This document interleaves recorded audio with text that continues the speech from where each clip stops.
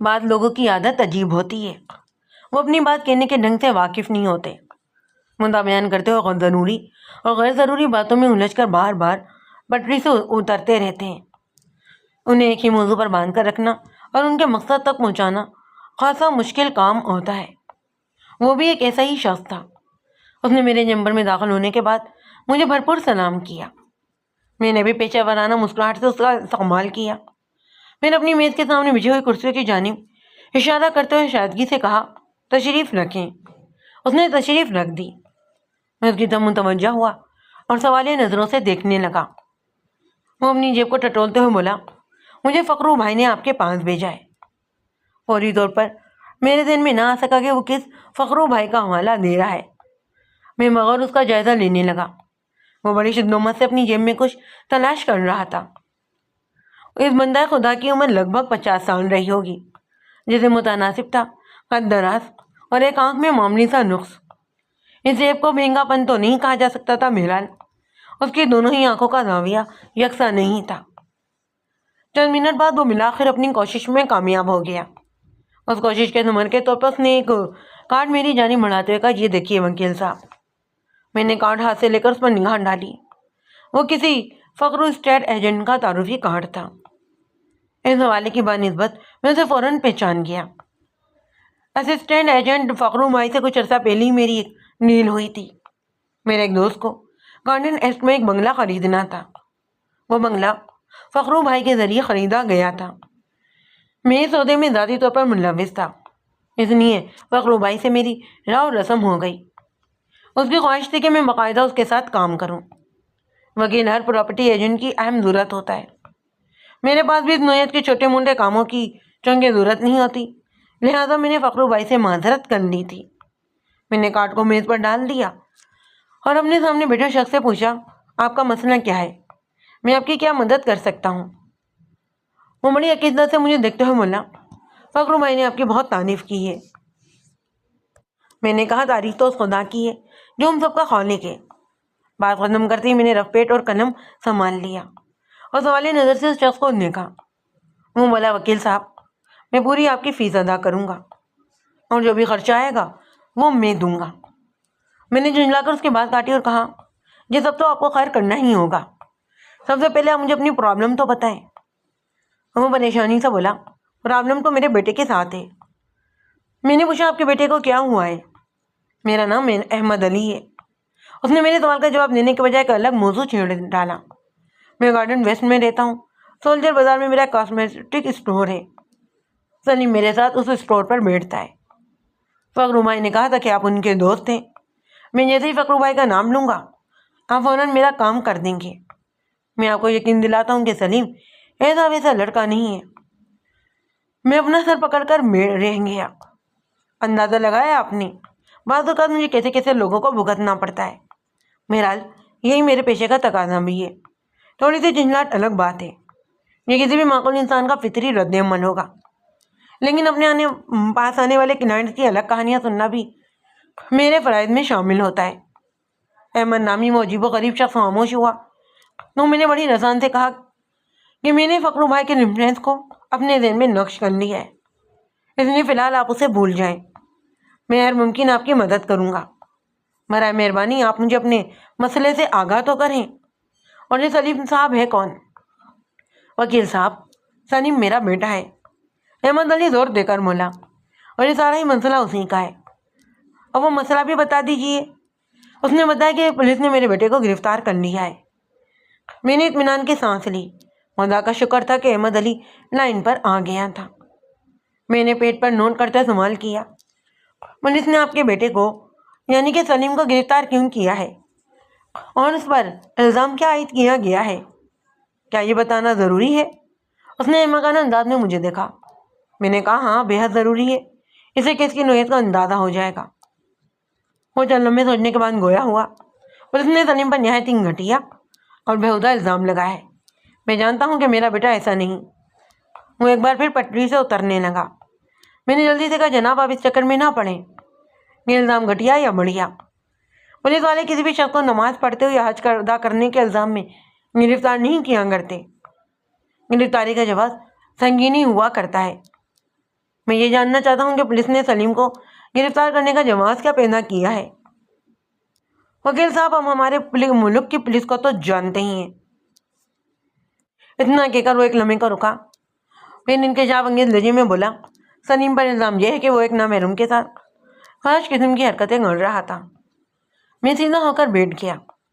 احمد علی نے خاصا خلاف توقع جواب دیا تھا۔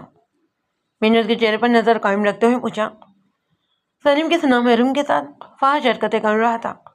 اس نے ایسا کچھ نہیں کیا تھا جناب، وہ احتجاجی لہجے میں بولا۔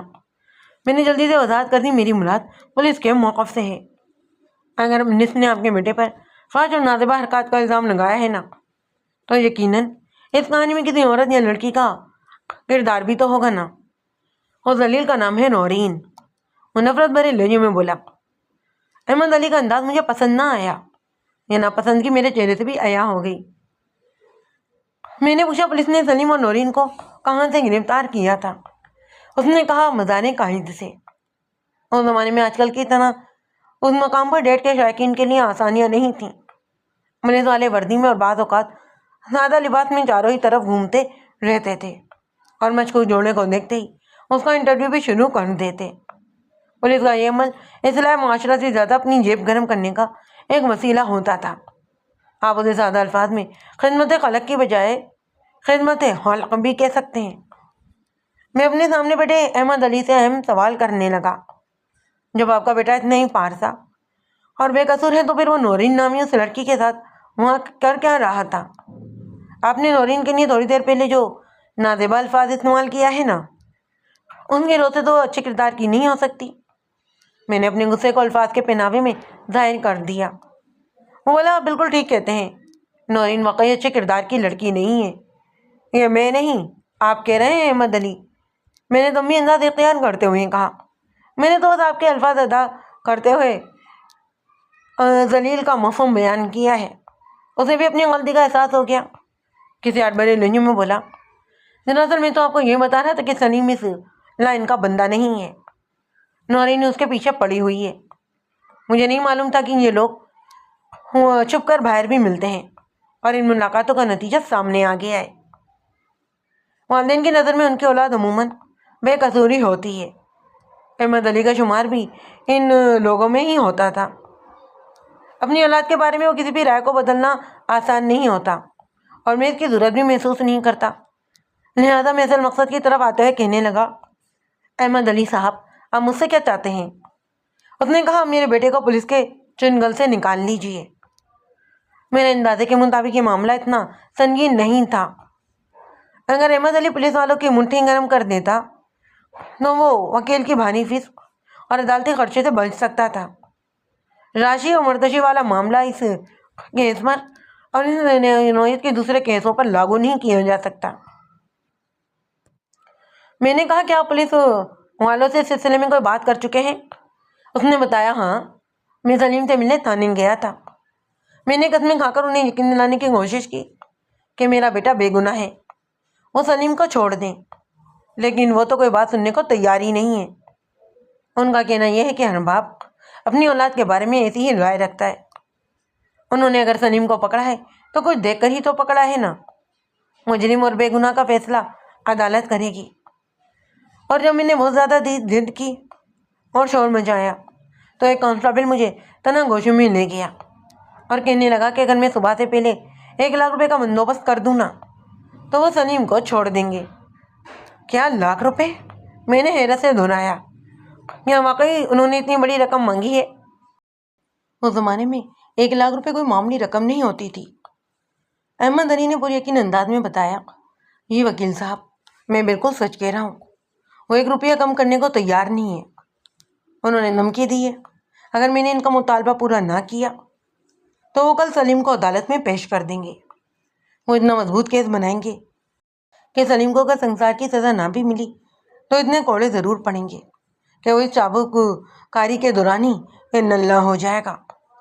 میں نے بے ساختہ کہا، بکواس کرتے ہیں وہ، جو صورتحال آپ نے بتائی ہے نا، اس پر حدود آرڈیننس کا اطلاق نہیں ہوتا، اور یہ کہ اس قسم کے کیسوں میں سزا کسی ایک فریق کو نہیں دی جا سکتی۔ انہوں نے میز آپ کو ڈرانے اور رقم بٹورنے کے لیے یہ چال چلی ہے۔ آپ تھانے کب گئے تھے؟ میں احمد علی سے سوال و جواب تو کر رہا تھا، لیکن میرا ذہن پولیس کے بھاری رشوتی مطالبے میں اٹک کر رہ گیا تھا۔ میں اسے میرے سوال کے جواب میں بتایا، میں یہاں آنے سے پہلے تھانے ہی گیا تھا، تقریباً 7 بجے شام، اور ان دونوں کو کتنے بجے گرفتار کیا گیا تھا؟ دوپہر 2 بجے کے قریب، میں نے متصفانہ انداز میں کہا، یعنی کہ بھری دوپہر میں۔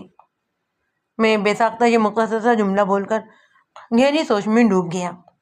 وہ ستمبر کی 8 تاریخ تھی۔ ستمبر کا مہینہ کراچی کے موسم کے اعتبار سے گرم ترین مہینہ شمار ہوتا ہے۔ اس زمانے میں جائے وقوع پر سائے میں نہ جمانے کا کوئی معقول ذریعہ بھی نہیں تھا۔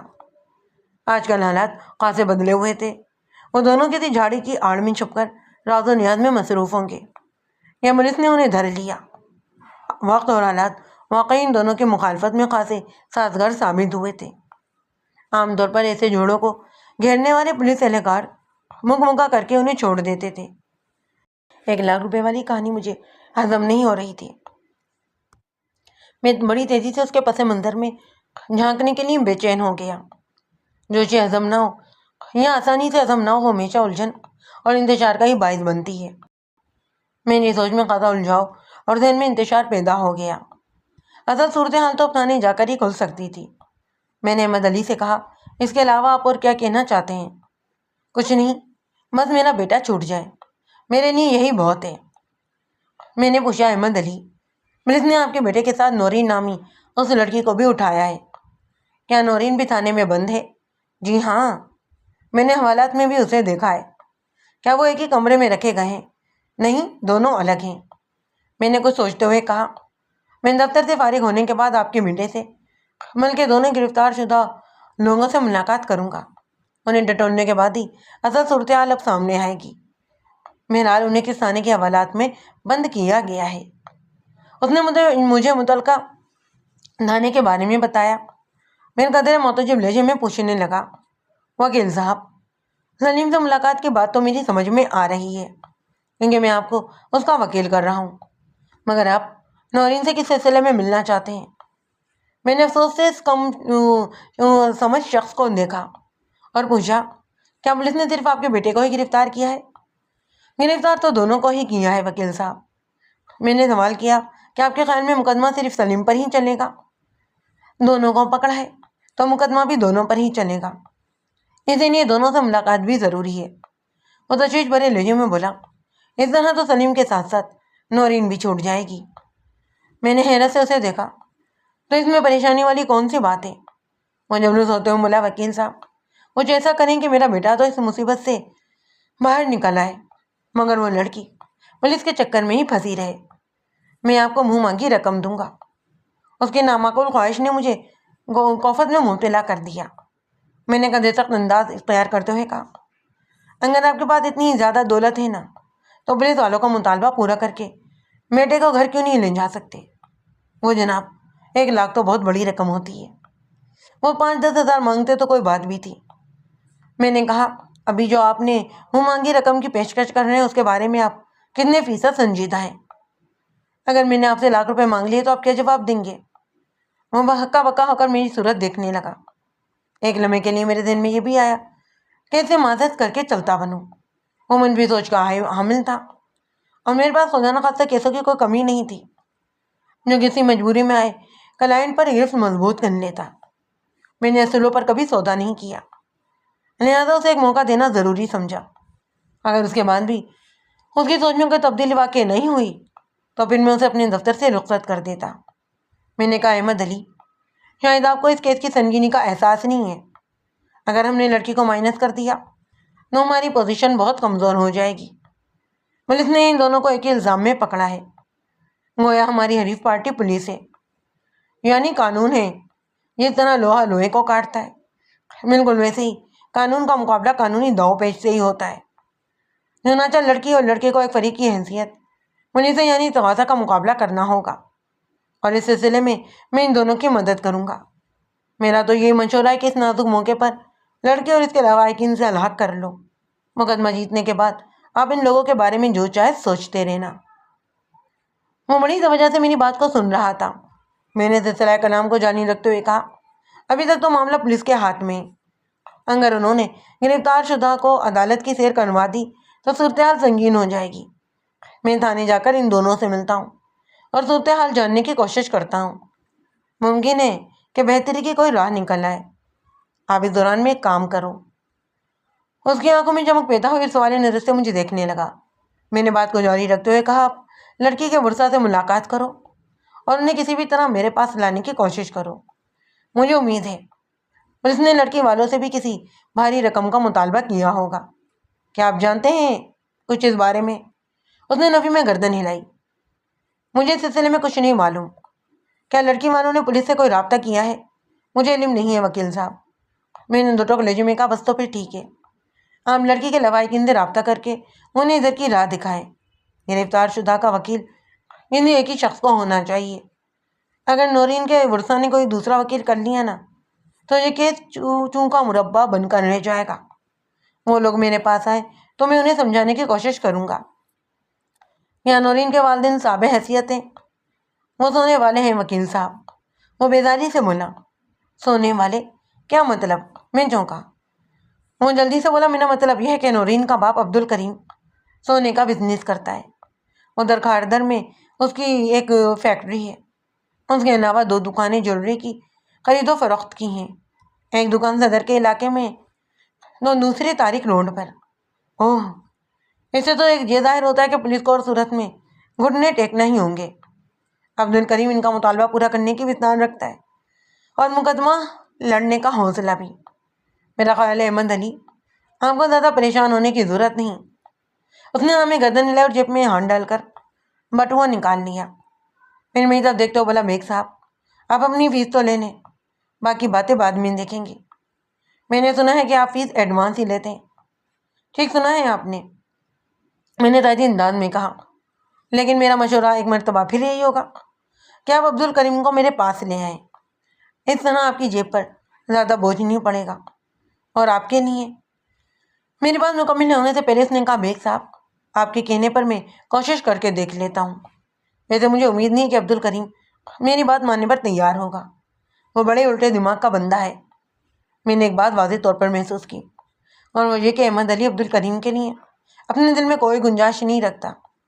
شاید اسی تنگ دلی کے نتیجے میں اس نے نورین کے لیے نادیبہ الفاظ استعمال کیے تھے۔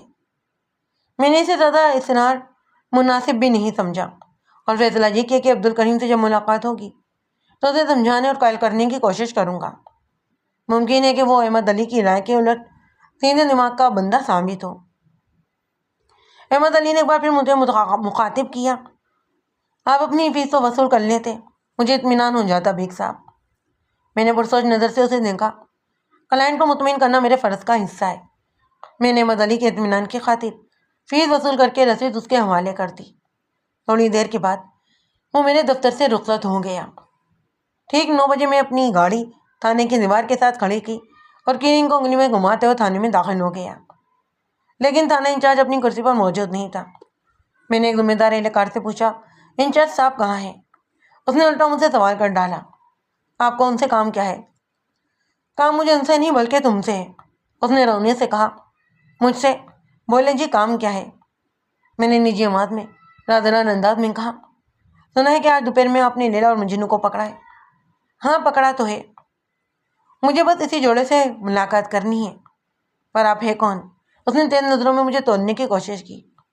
میں نے بتایا نا، میں ان کا خیر خواہ ہوں۔ آپ ملاقات کروا دو، آپ کی خیر خواہی بھی کر ڈالوں گا۔ میرا انداز ایسا تھا کہ وہ پلک جھپکتے میں بات کی تہہ میں اتر گیا اور حریصانہ نظر سے مجھے تکنے لگا۔ میں نے اس کی اوقات کے مطابق سلوک کیا تو مکاری سے بولا، اس میں تو صرف ایک ملاقات ہو سکتی ہے۔ میں پہلی اور آخری مرتبہ تو یہاں نہیں آیا، میری جس بندے سے ڈیلنگ ہے وہ نظر نہیں آ رہا، لگتا ہے کہ مجھے اس کا انتظار کرنا پڑے گا۔ یہ گویا اس کی دکھتی رگ پر انگلی رکھنے کے متمارف تھا۔ میں جلدی سے بولا، آپ تو خامخواہ ناراض ہو رہے ہو، آؤ میں ہی آپ کی ملاقات کروا دیتا ہوں۔ میں پولیس اہلکار کے ساتھ حوالات کی طرف بڑھ گیا۔ میری معلومات کے مطابق نورین اور سلیم کو حوالات کے 2 مختلف کمروں میں رکھا گیا تھا۔ میں نے پہلے نورین سے ملنے کا فیصلہ کیا اور اپنے ساتھ آنے والے پولیس اہلکار سے کہا، تم اب جا سکتے ہو، میں 15 منٹ سے زیادہ وقت نہیں لوں گا۔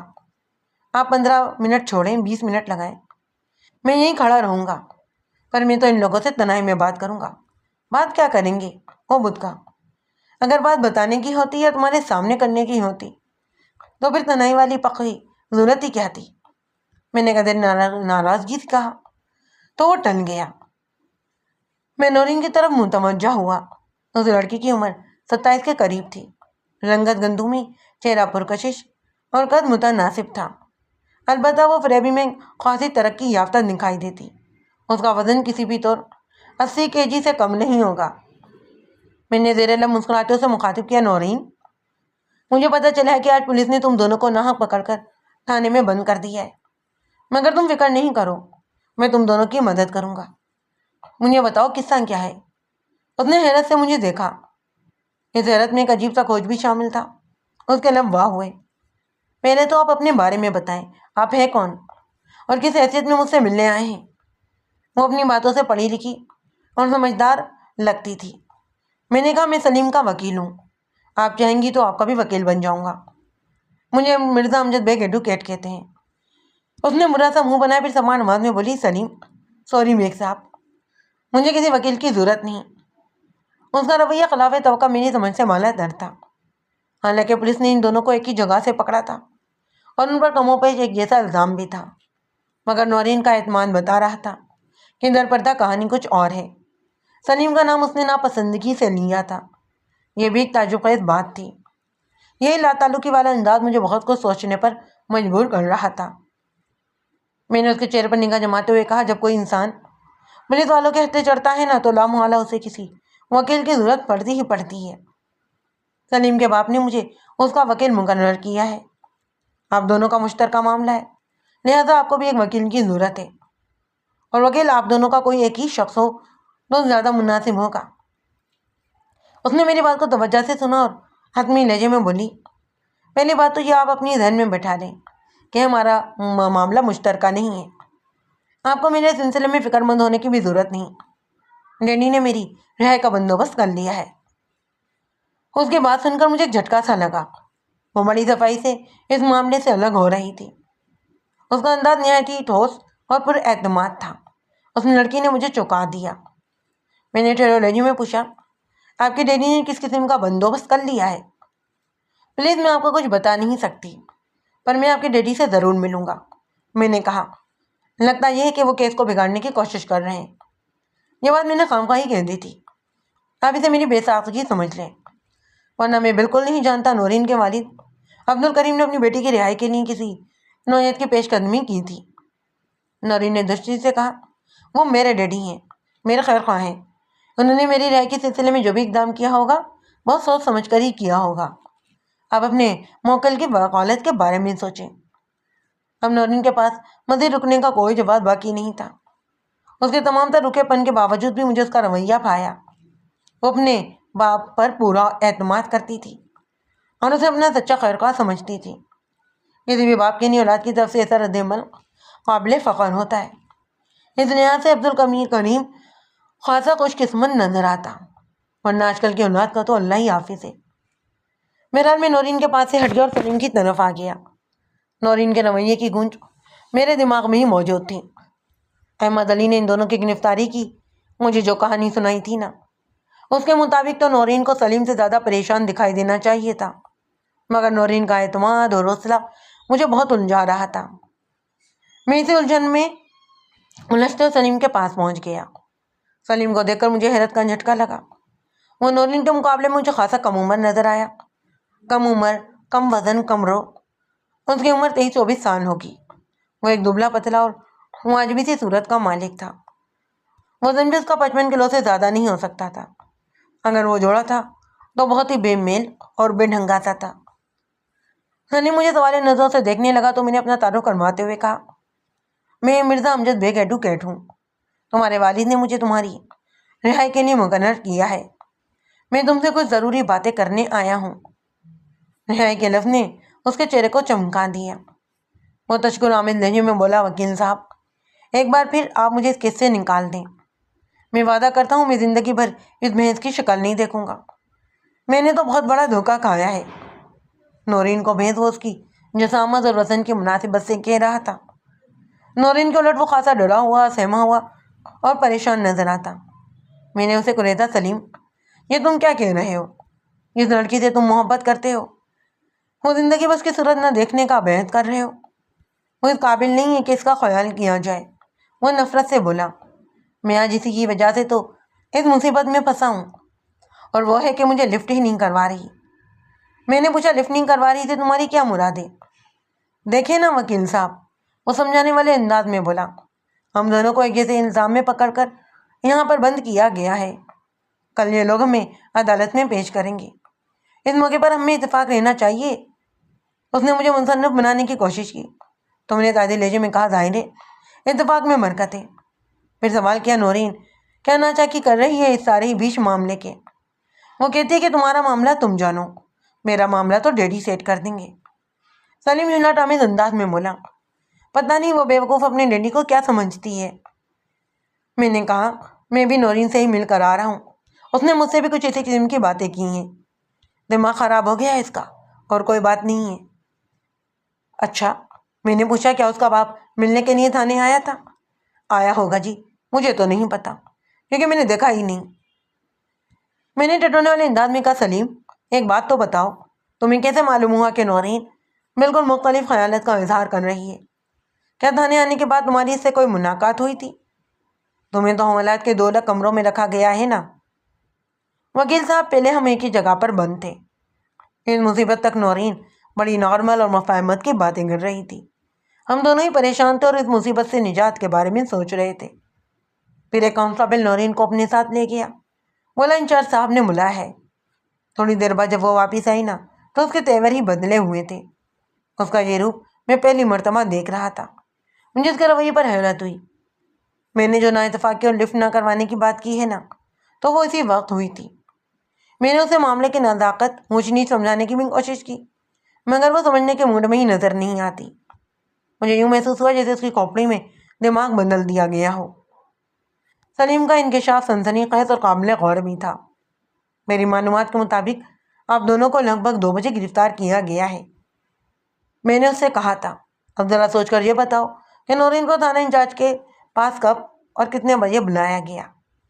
میرا خیال یہ ہے کہ 4 بجے کے قریب۔ میں نے پوچھا، نورین کو دوسرے کمرے میں کب بھیجا گیا؟ کوئی 1 گھنٹے بعد، یعنی 5 بجے۔ احمد علی نے مجھے بتایا تھا، وہ شام 7 بجے سلیم سے مل کر گیا تھا۔ اس کا مطلب یہ تھا اس وقت تک لیلا مجنو کو الگ کر دیا گیا تھا۔ میں نے رشوت کے حوالے سے سوال کیا، یہ 1 لاکھ روپے کی کیا کہانی ہے؟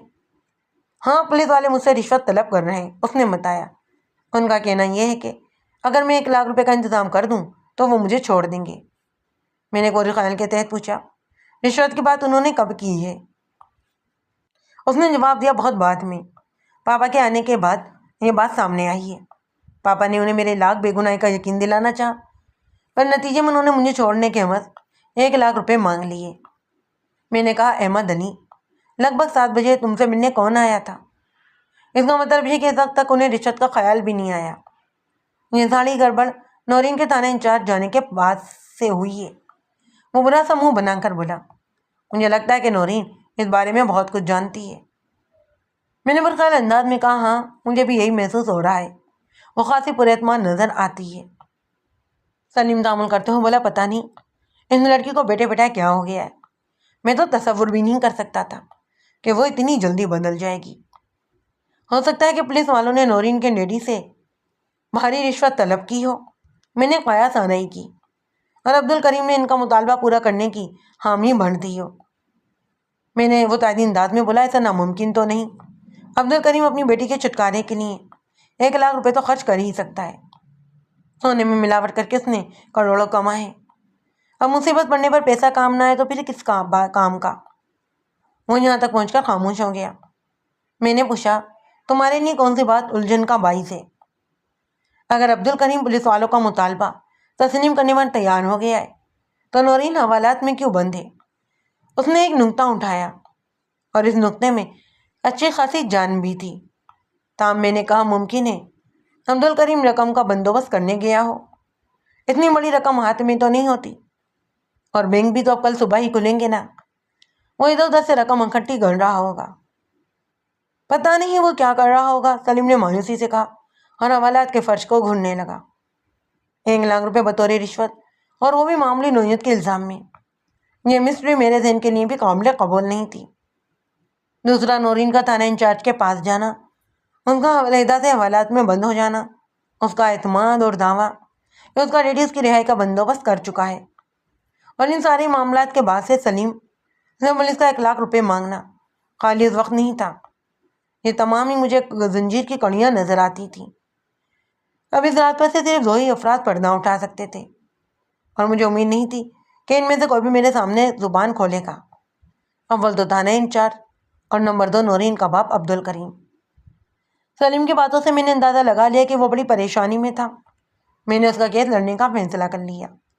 مزید پوچھ گچھ کرنے سے قبل میں نے اس سے وکالت نامے پر سائن بھی کروا لیے۔ کچھ کہا نہیں جا سکتا تھا کہ ملاقات کی آسانی فراہم کرنے والا پولیس اہلکار اب کب آ دھمکتا۔ ضروری کاغذی کارروائی مکمل کرنے کے بعد میں نے سلیم سے اس کی کہانی سنی، سلیم اور نورین کے باہمی رابطے کی کہانی، آپ اسے محبت کی کہانی بھی کہہ سکتے ہیں۔ میں اس داستان میں سے غیر ضروری واقعات کو نکال کر مختصر خلاصہ آپ کی خدمت میں پیش کیے دیتا ہوں، تاکہ آپ ان دونوں کے پس منظر سے بخوبی آگاہ ہو جائیں۔ کسی زمانے میں احمد علی اور عبد الکریم میں بہت دوستی ہوا کرتی تھی۔ وہ کراچی کے پرانے علاقے میٹھا در میں رہتے اور پیشے کے اعتبار سے سونے کی میکینک سے ہی وابستہ تھے۔ میکنگ کا یہ کارخانہ خاردر میں ہی واقع تھا، وہی کارخانہ جس کا بلا شک غیر مالک اب عبد الکریم تھا۔ سونے کے کاروبار کے سلسلے میں ان دونوں کا دعویٰ خاصا مختلف تھا۔ عبد الکریم کا کہنا یہ تھا کہ احمد علی کسی بھی حوالے سے اس بزنس میں حصے دار نہیں تھا۔ ہاں، وہ اس کا ایک غریب دوست ضرور تھا، جس کی مالی مدد کی خاطر اس نے اسے اپنے ساتھ لگا لیا۔ البتہ اس کے ساتھ رویہ دوستانہ ہی رہا۔ اس کا فائدہ اٹھا کر احمد علی نے دوسروں پر یہ صحبت ثابت کرنا شروع کر دیا کہ وہ عبد الکریم کا بزنس پارٹنر ہے۔ حالانکہ عبد الکریم کے نزدیک اس کی حیثیت حقیقی معنوں میں ایک ملازم، بلکہ اچھے ملازم کی سی تھی، جس پر وہ اندھا بھروسہ اور اعتماد کرتا تھا۔ لیکن جب احمد علی نے اس کے اعتبار کو ٹھپا لگانا شروع کیا اور سرزش کے باوجود بھی وہ سدھرنے کا نام لینے کو تیار نہ ہوا، تو عبد الکریم نے اسے اپنی دوستی اور کاروبار سے الگ کر دیا۔ اس علیحدگی پر احمد علی نے بہت واویلا مچایا۔ اس کا دعویٰ یہ تھا کہ سونے کے بزنس میں وہ عبد الکریم سے برابر کا حصے دار تھا۔ دوستی کی وجہ سے اس نے کسی لگپت کی ضرورت بھی محسوس نہیں کی اور کسی بھی کام کو دیانتداری سے چلانے کی بھی کوشش کی۔ لیکن جب کام چمک اٹھا تو عبد الکریم نے محسوس یہ کیا کہ اب احمد علی کی ضرورت زیادہ نہیں رہی، تو اس نے دوست کی دوستی میں یعنی کہ پیٹھ میں خنجر گھونپنے سے بھی دریغ نہیں کیا۔ احمد علی کے مطابق گولڈ میکنگ کے اس بزنس کو پھیلنے پھولنے میں خالصتاً اس کی حکمت عملی اور محنت کا ہی ہاتھ تھا۔ لیکن عبد الکریم کی نیت میں کھوٹ آ گئی اور اس نے احمد علی کو قانونی مار دی۔ کاش اس نے بزنس پارٹنرشپ کے سلسلے میں کوئی دستاویزات تیار کر لی ہوتی تو وہ برا دن نہ دیکھنا پڑتا، مگر اب کچھ نہیں ہو سکتا تھا۔ عبد الکریم نے گراؤنڈ ہموار کرنے کے لیے بہت پہلے اس پر بدعنوانی کا الزام لگایا، پھر اسی بات کو ایشو بنا کر اچھالا اور احمد علی کو خود سے اپنے کاروبار سے الگ کر دیا۔ اس موقع پر ایک دوسرے کو یہ لوگ الزام دے رہے تھے۔ اس الزام کی زد میں ان کی دوستی آ رہی تھی۔ یہ دوستی بڑی عجیب و غریب شے ہوتی ہے۔ بہرحال عبد الکریم اور احمد علی نے دوستی کے خاتمے پر اپنی اپنی بساط کے مطابق گفتگو کی۔ البتہ ہر صورت احمد علی نقصان میں رہا، اس کا روزگار چھوٹ گیا۔ کچھ دن بعد وہ میٹھا در کو خیر بات کہہ کر گارڈن ویسٹ کے علاقے میں آ بسا۔ سال بھر بعد عبد الکریم نے بھی میٹھا در کا علاقہ چھوڑ دیا اور گارڈن ایسٹ کے ایک بنگلے میں رہائش اختیار کر لی۔ وہ پہلے بھی صاحب حیثیت تھا، اب اس کی حیثیت کچھ اور بڑھ گئی۔ گارڈن کا ایسٹ اور ویسٹ دنیا کے ایسٹ اور ویسٹ کے ہی متضاد تھے۔ احمد علی نے اپنی مزاج کے لحاظ سے اسے سولجر بازار میں کاسمیٹک کی ایک چھوٹی سی دکان کھول لی، جو پھیل پھول کر ایک بہت بڑے اسٹور کی صورت اختیار کر چکی تھی۔ وہ دونوں دوست بظاہر ہمیشہ کے لیے ایک دوسرے سے جدا ہو گئے، لیکن ان کی اولادیں اب ایک نئی کہانی رقم کرنے پر تل گئیں۔ گارڈن میں شفٹ ہونے کے بعد نورین اور سلیم سے میں خاص تعلق پیدا ہو گیا۔ حالانکہ انہیں معلوم تھا کہ ان کے باپ ایک دوسرے کے لیے اپنے دل میں خاصی رنجش رکھتے ہیں۔ نورین نے انگلش میں ماسٹر کر رکھا تھا اور ایک مونٹیسری اسکول میں پڑھاتی تھی۔ ٹیچنگ اس کا شوق بھی تھا اور ضد بھی، ورنہ اسے کسی شے کی کمی تو نہیں تھی۔ وہ ایک نہایت ہی مہنگے ٹریننگ سینٹر سے انٹرنیشنل لیول کا ٹیچنگ کورس بھی کر رہی تھی۔ مستقل مغرب میں جا کر کسی اچھے اسکول میں پڑھانے کا وہ ارادہ رکھتی تھی۔ عبد الکریم بہت ہی پریکٹیکل آدمی تھا۔ وہ اپنی اولاد کو قدموں پر کھڑا ہونے کی تلقین کرتا تھا۔ تعلیم سے فارغ ہوتے ہی بیٹے کو بھی اس نے اپنے ساتھ لگا لیا۔ نورین بھی مثبت اور تعلیمی انداز میں اپنا یہ شوق پورا کر رہی تھی، اس لیے وہ اس کی تعلیم کا خرچہ بھی اٹھا رہا تھا۔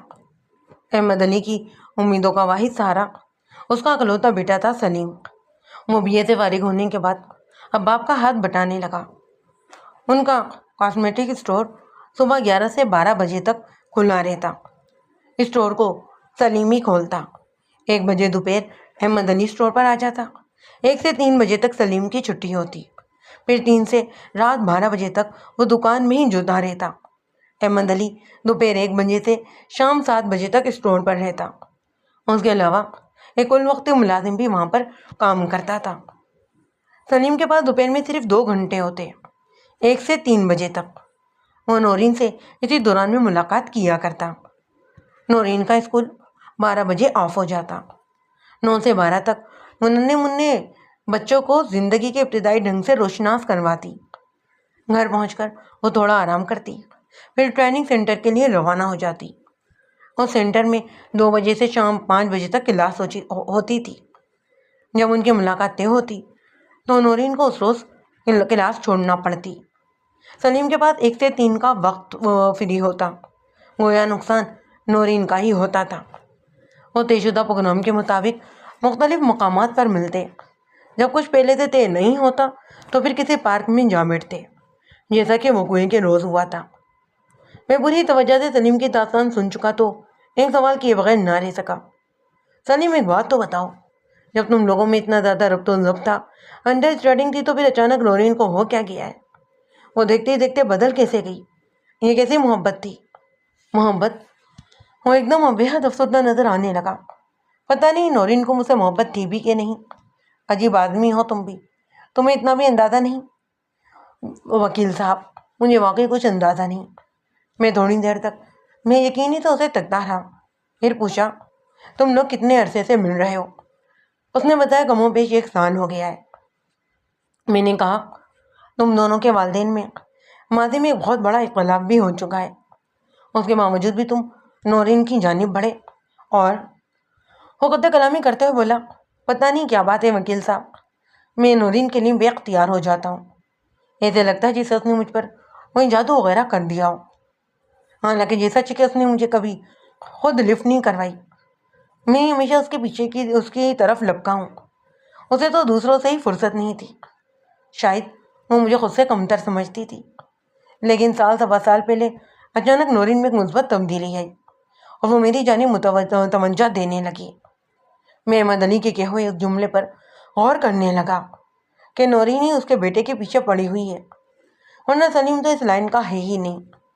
وہ دوبارہ گویا ہوا، میں تو یہی سمجھ رہا تھا کہ خدا نے میری دعا کو سن لیا ہے جو نورین نے میری طرف رخ کیا، لیکن اب پھر معاملہ خاصا گڑبڑ ہوتا ہوا نظر آ رہا ہے۔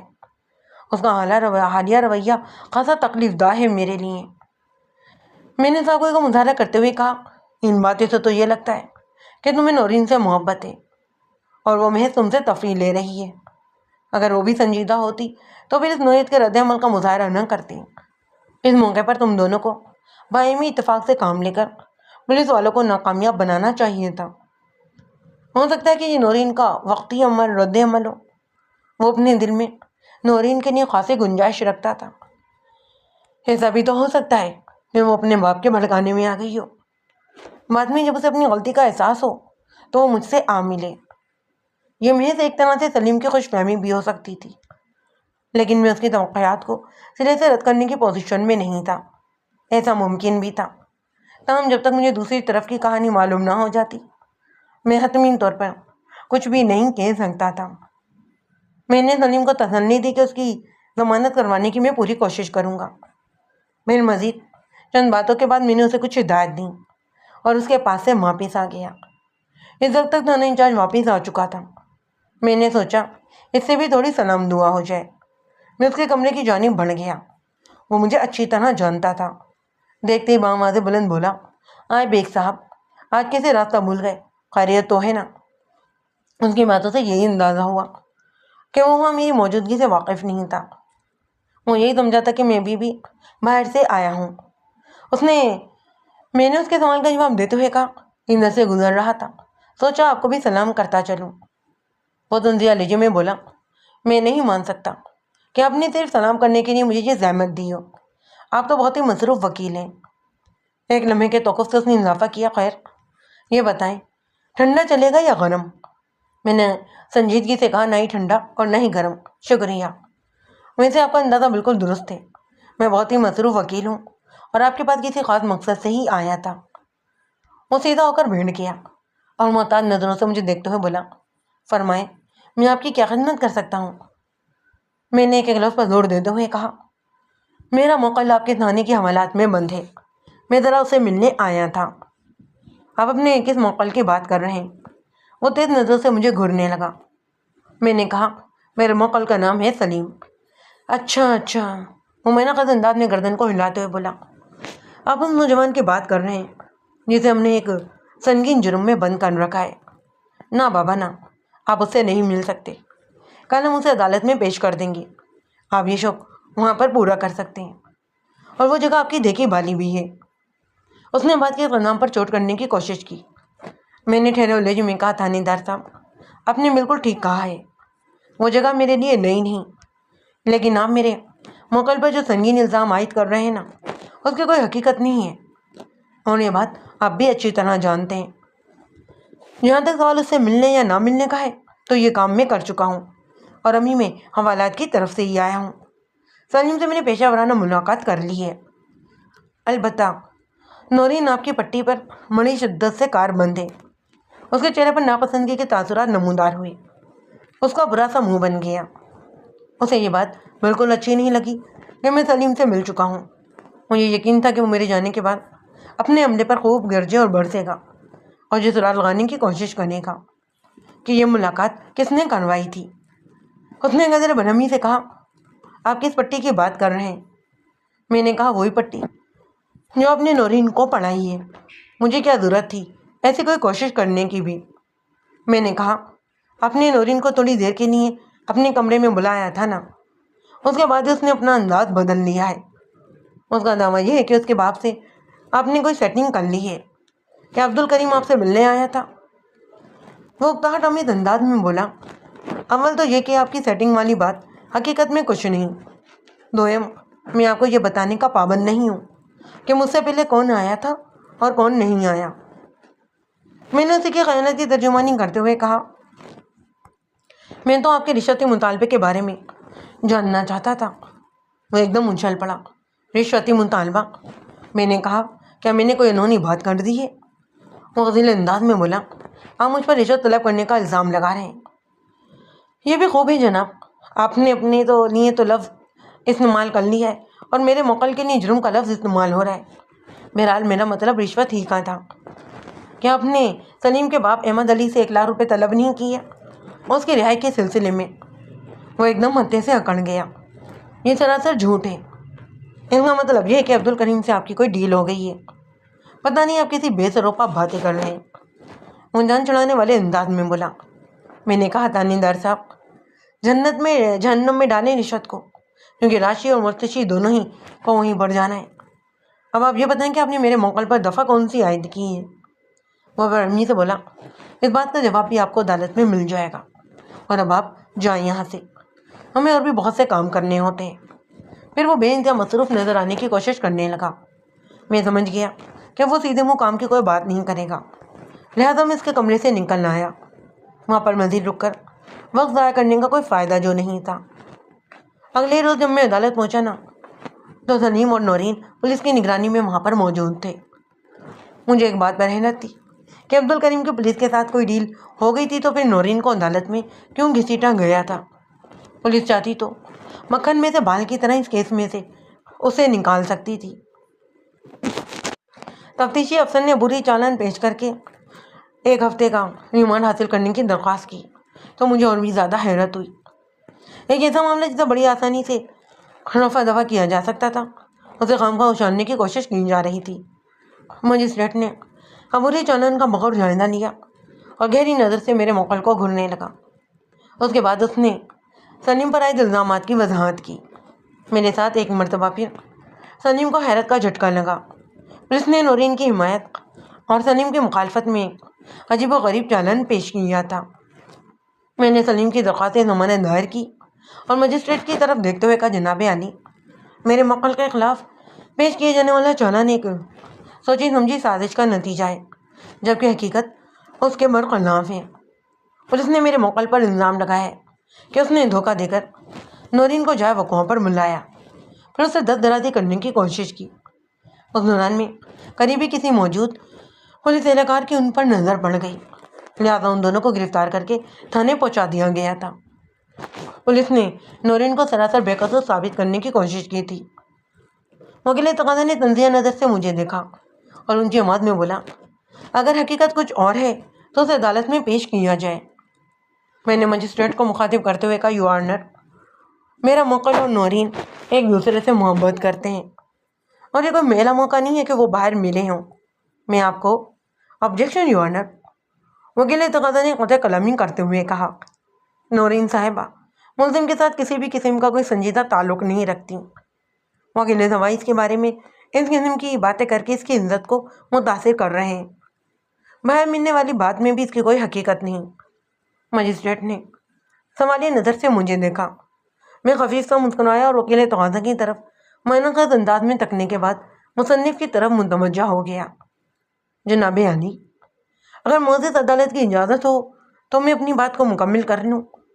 ممکن ہے کہ وکیل تقاضا کو اپنے سوال کا جواب مل جائے۔ مجسٹریٹ نے ٹیڑھے لہجے میں کہا، بیگ صاحب آپ اپنی بات کو مکمل کر لیجیے۔ میں نے کنگال پر گلا صاف کیا اور کہنے لگا، جناب عالی، معزز عدالت کے سامنے حقائق کو بے نقاب کرنے یا اجاگر کرنے سے کسی کی عزت متاثر ہو رہی ہو تو اس بات کی پرواہ نہیں کی جاتی۔ جب تک حقیقت کھل کر منظر عام پر نہیں آئے گی، انصاف کے تقاضے پورے نہیں ہو سکتے۔ یو آنر، میں نے تھوڑی دیر پہلے عرض کیا ہے کہ نورین میرے موکل کے درمیان ایک سنجیدہ تعلق موجود تھا۔ اس تعلق کو پسندگی یا محبت کا نام بھی دیا جا سکتا ہے۔ نورین اپنی مرضی اور منشا سے ملزم کے ساتھ جائے وقوع پر پہنچی تھی۔ اس میں میرے موکل کے کسی فریب یا دھوکے کا کوئی دخل نہیں۔ پولیس کا ریکارڈ اس سلسلے میں کچھ ڈھکا چھپا نہیں ہے کہ یہ پیدا کے چکر میں عوام کو پریشان کرتے ہیں۔ تفریح مقامات پر خصوصاً پاک و سائل سمندر پر ان کی چاندی ہوتی ہے۔ جہاں کہیں جوڑا دیکھا یہ لوگ گھیرنے پہنچ گئے۔ بعض اوقات تو نوبہتہ جوڑوں کو بھی کچھ دیر دلا کر اپنی جان چھڑوانا پڑتی ہے۔ اگر کوئی ان سے یہ کہے کہ ہم میاں بیوی ہیں تو یہ لوگ فوراً ہی نکاح نامہ طلب کرتے ہیں۔ اب آپ بھلا بتائیں، نکاح نامہ جیب میں رکھ کر کون گھومتا ہے؟ یا آپ کا مطلب یہ ہے کہ چوری چھپے ملنے والے جوڑوں کو کھلی چھوٹ دے دینا چاہیے؟ وکیل تقاضا نے نکیلے لہجے میں دریافت کیا۔ میں نے بھی ترکی بہ ترکی کہا، میرے فاضل دوست، ابھی میری بات مکمل نہیں ہوئی کہ آپ نے پھر سے مداخلت کر دی ہے۔ بہرحال میں آپ کے سوال کا جواب دے دیتا ہوں، پھر ہی آگے بڑھوں گا تاکہ آپ اطمینان سے میری بات کو سن سکیں۔ ہم ایک آزاد ملک کے باشندے ہیں۔ عاقل اور باقل لوگ پختہ سمجھ اور شعور رکھتے ہیں۔ اگر کوئی بھی لڑکا اور لڑکی، مرد یا عورت کسی بھی مقام پر ایک ساتھ پائے جاتے ہیں نا، اور وہ کسی بھی قسم کے اخلاقی، معاشرتی اور مذہبی جرم میں ملوث نظر نہ آئیں، تو پولیس والوں کو ان کے ٹینڈر سے دست برادر ہو جانا چاہیے۔ وہ لوگ اپنا اچھا برا خوب سمجھتے ہیں، یا پھر ان کے مرثا کو ان کے بارے میں کسی بھی قسم کی تشویش نہیں ہونا چاہیے۔ پولیس کا فرض قانون کی بالادستی کو قائم رکھنا ہے۔ اگر کوئی شہری قانون شکنی کا مرتکب نہیں ہوتا تو پولیس کو یہ حق نہیں پہنچتا کہ وہ لٹ لے کر اس کے پیچھے پڑ جائے۔ وکیل تقاضا نے مجھے گھورا اور چپتے ہوئے لہجے میں بولا، تو گویا آپ نامحروموں کے آزادانہ ملنے جلنے کی حمایت کر رہے ہیں۔ میں نے ہمیں گردن ہلائی اور کہا، کان ادھر سے پکڑیں یا ادھر سے، اس سے کوئی فرق نہیں پڑتا۔ میں نے در حقیقت نامحروم افراد کے ملنے کی مخالفت نہیں کی، آپ اس سے ان کے ملنے کی حمایت بھی کہہ سکتے ہیں۔ وہ جوش میں آ گیا، آپ کو معلوم ہے نا کہ ہم مسلمان ہیں اور پاکستان ایک اسلامی مملکت ہے۔ اسلام نے نامحروم کے تنہائی میں ملنے پر قدغن لگائی ہے، کیونکہ ان لمحات میں ان کے بیچ شیطان موجود ہوتا ہے۔ آپ معزز عدالت کو بتائیں گے کہ آپ تعزیت پاکستان کی کس نوا کے تحت نہ میروں کے آزادانہ میل جول کی حمایت کر رہے ہیں۔ میں نے کہا قانون کی ذہن کتابوں میں ایسی کوئی بھی دفعہ موجود نہیں جو اس نوعیت کے میل جول کی مخالفت یا پھر ممانعت کرتی ہو۔ وکیل تقاضا نے کہا لیکن اسلام میں نے اس کی بات پوری ہونے ہی نہ دی اور تیز لہجے میں سوال کیا، میرے فاضل دوست کیا آپ مسلمان ہیں؟ اس نے آواز سے بلند کہا الحمدللہ۔ میں نے تیکھے لہجے میں کہا پھر تو آپ کو بھی کسی نامحرم سے ملنا نہیں چاہیے، جبکہ میں جانتا ہوں کہ آپ نے ایک خوبصورت سیکرٹری رکھی ہوئی ہے، گائے بگائے ضروری کام کے لیے آپ اسے اپنے چیمبر میں بھی بلاتے رہتے ہیں۔ اس کے علاوہ آپ کے کلائنٹ میں خواتین نامحرم خواتین کی بھی اچھی خاصی تعداد ہے جو دھنائی میں آپ سے اپنے سیکرٹ ڈسکس کرتی ہیں۔ آپ کس قسم کے مسلمان ہیں جو اپنی بیان کردہ تعریف پر پورے نہیں اترتے؟ میری بات ختم ہوئی تو عدالت میں چامغویاں ہونے لگیں۔ لوگوں کی اکثریت مزے کا خیز نظروں سے وکیل تقاضا کو دیکھ رہی تھی۔ وہ اپنی انخفت دور کرنے کی خاطر جلدی سے بولا یہ تو مجبوری ہوئی نا، پیشہ ورانہ مجبوری۔ میں نے اس کے کسیار سے لطف اندوز ہوتے ہوئے کہا میں بھی تو اتنی دیر سے آپ کو یہی بات سمجھانے کی کوشش کر رہا ہوں۔ میں جانتا ہوں کہ میرا موقع نورین ایک دوسرے کے لیے نہ محروم ہے۔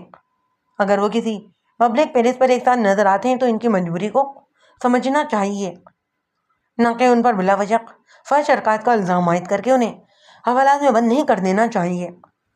وکیل تقاضا نے ابتدائی انداز میں کہا میرے فاضل دوست آپ شاید ایک بات بول رہے ہیں، نورین صاحبہ وہاں پر اپنی مرضی سے نہیں گئی تھیں بلکہ ملزم نے دھوکے میں رکھ کر اسے وہاں پر بلایا تھا۔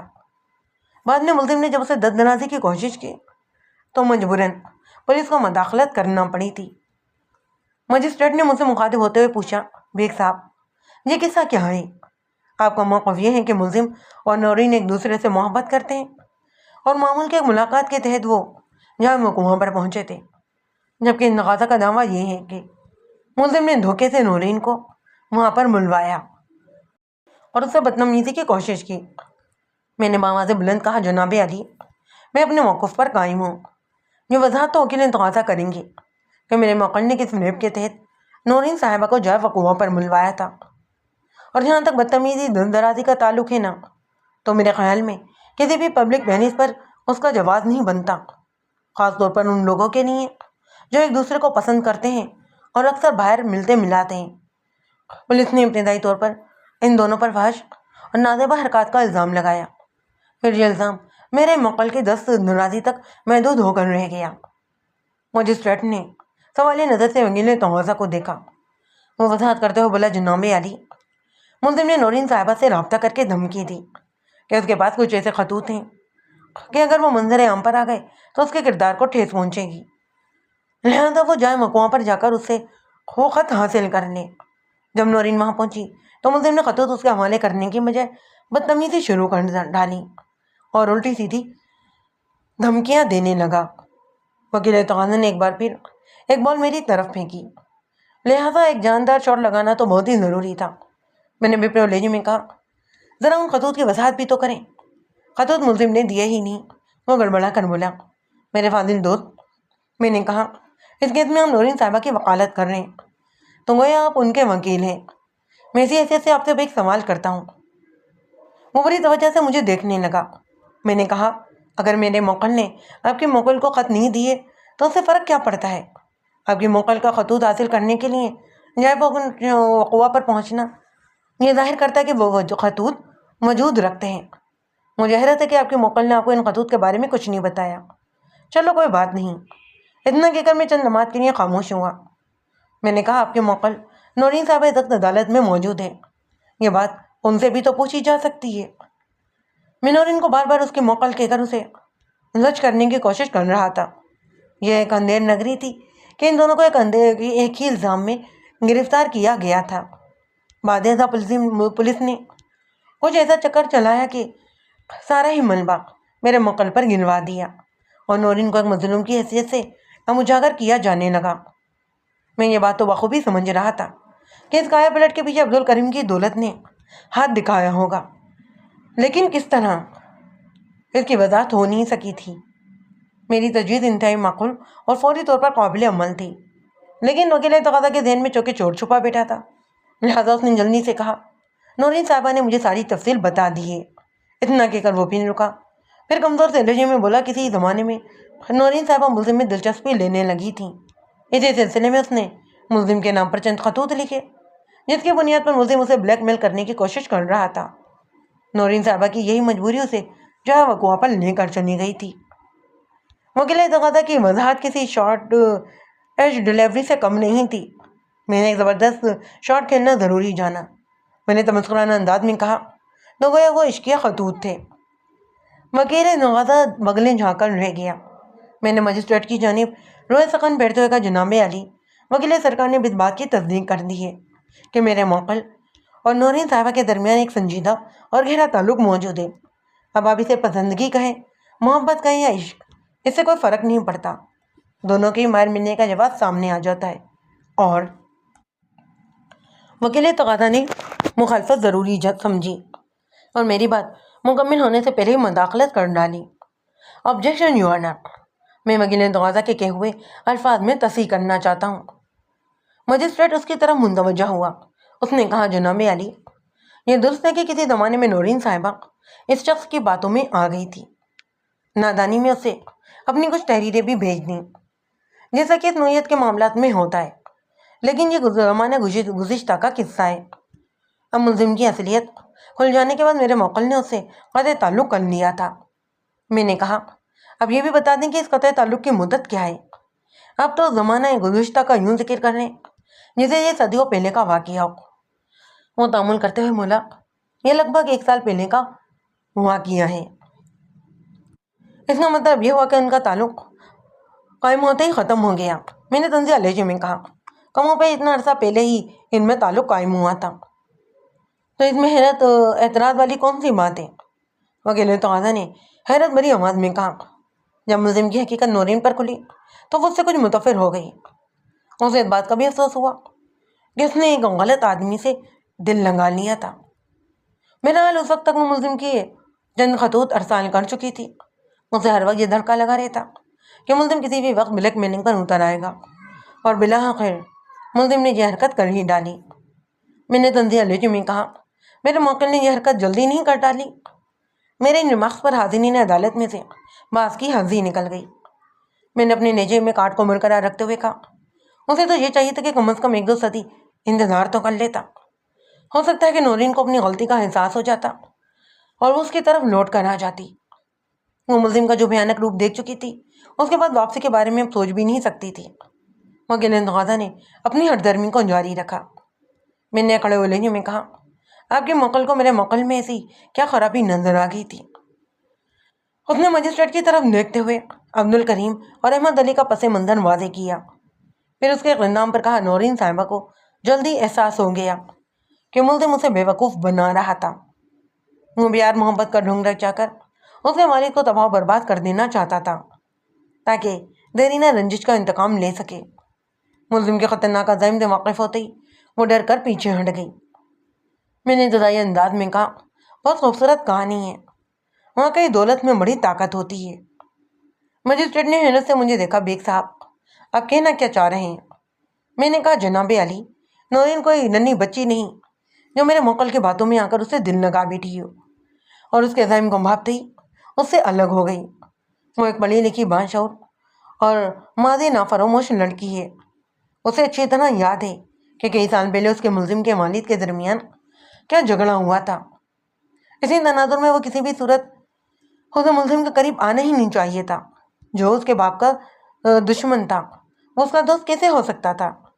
لیکن وہ میرے موکل کے ساتھ تعلق بڑھانے کے لیے دل کے ہاتھوں مجبور ہو گئی۔ سب کچھ جانتے بوجھتے وہ ملزم سے محبت کرنے لگی، اور 1 روز پہلے تک یہ محبت قائم دائم تھی، لیکن دولت کی طاقت نے سب کچھ خاک میں ملا دیا۔ میں اس موقع پر یہ کہوں گا کہ نورین کی محبت ایک خوبصورت ڈھونگ تھی۔ فریبی میرا موکل نہیں بلکہ نورین ہے، جس کی چاہت مشکلات کی دھوپ میں کسی برف کے ٹکڑے کی مانند پگھل کر پانی ہو گئی، بلکہ پانی سے بھی ہوا بن کر اڑ گئی۔ میرے موکل نے اس لڑکی کے ہاتھوں ایک خوبصورت دھوکہ کھایا ہے۔ کاش یہ اس لڑکی کو پہلے پہچان گیا ہوتا۔ دولت کی طاقت نے وہ رنگ دکھایا کہ نورین 1 سال پرانے تعلق کو فراموش کر بیٹھی ہے۔ آپ بار بار دولت کی طاقت کا ذکر کیوں کر رہے ہیں بیگ صاحب؟ مجسٹریٹ نے بھویں کو سکیڑ کر کہا، ذرا اس رات سے بھی پردہ اٹھا دیں۔ میں نے کھنگان کر گلا صاف کیا اور ٹھہرے لہجے میں کہا، جناب عالی، میرے موکل اور نورین کو پکڑ کر تھانے لایا گیا تو انہیں ایک ہی حوالات میں رکھا گیا تھا۔ گرفتاری کا عمل لگ بھگ 2 بجے پیش آیا۔ 5 بجے تک یہ دونوں ہی حوالات کے کمرے میں بند رہے۔ ان دونوں میں محبت بھی موجود تھی، جس کا آغاز 1 سال پہلے ہوا تھا۔ میں نے چند لمحات کا توقف کر کے حاضرین عدالت کو دیکھا اور دوبارہ سے مجسٹریٹ کی طرف دیکھتے ہوئے اپنا بیان جاری رکھا۔ جناب عالی، کموں پہ 4 بجے ساپیر نورین کو یہ کہہ کر حوالات سے باہر نکالا گیا کہ انچارج صاحب نے اسے اپنے کمرے میں بلوایا ہے۔ 10 منٹ بعد وہ واپس آئی تو اس کے تیور ہی بدلے ہوئے تھے۔ اب وہ پہلے والی نورین باقی نہیں رہی تھی۔ وہ کسی بھی صورت میرے موکل سے کوئی بھی بات کرنے کو تیار نہیں تھی، بلکہ اس نے قطع تعلق ہی جیسا رویہ اپنا لیا۔ پھر 5 بجے کسی مصلیت کی بنا پر نورین کو ملزم سے الگ کر دیا گیا، یعنی اسے حوالات کے دوسرے کمرے میں پہنچا دیا گیا۔ یہ عجیب و غریب سچویشن ہے۔ اپنے موکل سے ملاقات سے پہلے میں نورین سے ملا، لیکن اس نے مجھ سے بات کرنے سے بھی انکار کر دیا۔ میں نے اسے سمجھایا کہ اگر وہ دونوں مجھے اعتماد میں لے کر سب کچھ سچ بتا دیں گے تو میں انہیں پولیس کے چنگل سے نکالنے کی پوری کوشش کروں گا، مگر نورین نے یہ کہہ کر گفتگو کا دروازہ ہی بند کر دیا کہ اس کے ڈیڈی نے اس کی رہائی کا بندوبست کر لیا ہے۔ میں اپنے موکل کی فکر کروں۔ جناب عالی، نورین اس وقت بھی عدالت میں موجود ہے۔ اس سے پوچھا جا سکتا ہے کہ اس نے اپنی رائے کے حوالے سے اتنی بری یقین اور اتنی بڑی بات کس بنا پر کی۔ اسی بنا کے نیچے دولت کی طاقت کا راز موجود ہے۔ مجسٹریٹ نے سوالی نگاہوں سے نورین کو دیکھا اور کہا، بی بی، تم اس سلسلے میں کیا کہتی ہو؟ وہ نگاہ کو چراتے ہوئے بولی، میں نے وکیل صاحب سے ایسی کوئی بات نہیں کی۔ اس کے جھوٹ پر مجھے غصہ تو بہت آیا، لیکن میں نے تحمل کا دامن ہاتھ سے نہیں جانے دیا۔ میں نے قدر سخت لہجے میں اسے سوال کیا، کیا آپ اس بات سے بھی انکار کریں گی کہ 4 بجے 10 منٹ کے لیے آپ کو انچارج صاحب کے کمرے میں بلایا گیا تھا؟ وہ قدر تعامل کے بعد بولی، یہ بات تو درست ہے، اس مختصر طلبی کا سبب کیا تھا؟ وہ گھبراہٹ آمیز انداز میں بولی، میرے ڈیڈی مجھ سے ملنے آئے تھے۔ وہ تھانے دار کے کمرے میں بیٹھے ہوئے تھے، مجھے دیکھنا چاہتے تھے کہ وہاں میرے ساتھ کوئی برا سلوک تو نہیں ہو رہا۔ چند منٹ بعد وہ واپس مجھے حوالات میں بھیج دیا گیا۔ Here is point your owner, میں نے مجسٹریٹ کی جانب دیکھتے ہوئے جوشیلے لہجے میں کہا۔ عام طور پر پولیس والے حوالاتیوں سے ملنے کی اجازت نہیں دیتے، اور اگر ورثہ پر یہ مہربانی کر دی بھی جائے تو اس حد تک کہ کسی پولیس اہلکار کی نگرانی میں حوالات کے اندر ہی مختصر سی ملزم سے ملاقات کروائی جاتی ہے۔ پھر نورین صاحبہ سے یہ امتیازی سلوک کسی گڑبڑ کی نشاندہی کرتا ہے۔ وکیل تقاضا نے کہا، دراصل بات یہ ہے کہ نورین صاحبہ کی حیثیت کسی ملزمہ جیسی نہیں تھی، اس لیے اگر اسے تھانہ انچارج کے کمرے میں اس کے ڈیڈی سے ملوا دیا گیا تو اس میں حیرت والی کون سی بات ہے، اور یہ امتیازی سلوک تو نہیں ہوا۔ میں نے ظہر میں مجھے لہجے میں کہا، بہت خوب میرے فاضل دوست، آپ کی منطق تو بڑی نرالی ہے۔ میں کھلے دل سے آپ کو اس کی کارکردگی پر داد دیتا ہوں۔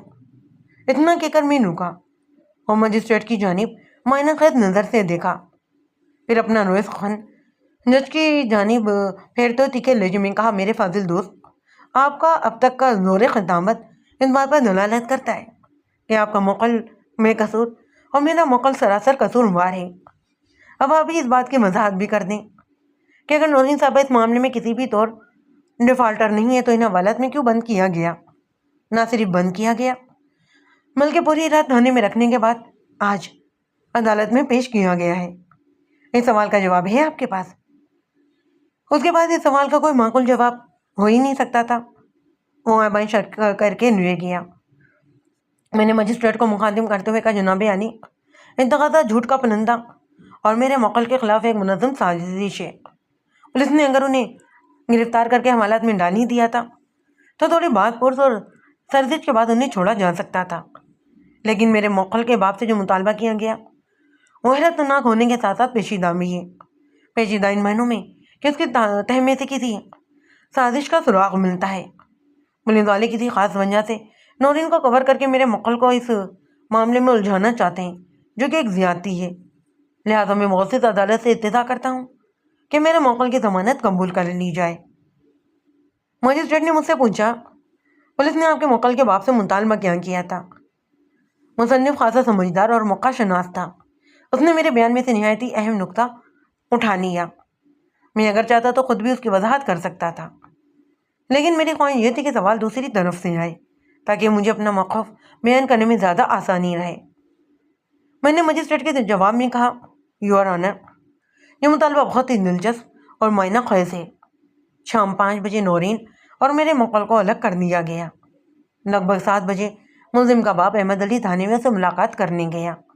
اس نے اپنے بیٹے کی بے گناہی ان پر ثابت کرنے کی کوشش کی، لیکن اس داد فریاد سے پولیس والوں کے کان پر جوں تک نہیں رنگی، بلکہ جب احمد علی نے زیادہ زور مارا تو اسے بیٹے کی رہائی کے لیے ایک راہ دکھا دی گئی۔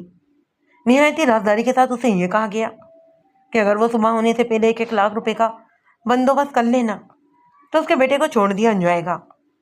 بصورت دیگر سے ہمارا عدالت کر کے سخت سے سخت ترین سزا دلوائی جائے گی۔ 1 لاکھ روپے والی بات پر مجسٹریٹ نے چوکا پہلے وکیل تقاضا کو، پھر اس کی نگاہ تفتیشی افسر کی جانب بڑھ گئی۔ وکیل تقاضا نے معاملہ سنبھالنے کی کوشش کی اور جلدی سے کہا، جناب علی، وکیل صفائی گھسی پٹی چال چلنے کی کوشش کر رہے ہیں۔ پولیس والے کے بارے میں عام طور پر یہ تو تاثر پایا جاتا ہے کہ وہ بڑی بڑی رقمیں بٹور کر ملزمان کو چھوڑ دیتے ہیں یا پھر ان کے چالان تیار کرتے ہوئے ہلکی سی دفعات کا استعمال کرتے ہیں۔ میرے فاضل دوست اسی بھیڑ چال والے فارمولے کا ذکر کر رہے ہیں، اور اس ذکر میں بیان کی گئی رقم ہی ان کے جھوٹ کی پلی کھولنے کے لیے کافی ہے۔ اگر بات 5-10 ہزار کی ہوتی تو سمجھ میں بھی آتی، مگر 1 لاکھ روپے! خدا کی پناہ! اس نے دونوں ہی ہاتھوں سے اپنے کانوں کو تھاما اور بولا، پولیس تو کسی قتل کے ملزم سے بھی اتنی بھاری رقم کا مطالبہ نہیں کر سکتی۔ بہت خوب میرے فاضل دوست، بہت ہی خوب، میں نے وکیل تقاضا کی آنکھوں میں دیکھتے تمسخرانہ انداز میں کہا۔ آپ کو پولیس والوں کی رشوت کے ایکسل کافی ازبر ہیں، میں آپ کی یادداشت کو سلام کرتا ہوں۔ پھر میں مجسٹریٹ کی جانب گھوم گیا۔ میں نے کہا، جناب علی، 1 لاکھ روپے رشوت مانگنے والی بات میرے جھوٹ کی کولئی نہیں کھولتی، کیونکہ صداقت میں کوئی برابر ملاوٹ نہیں ہے۔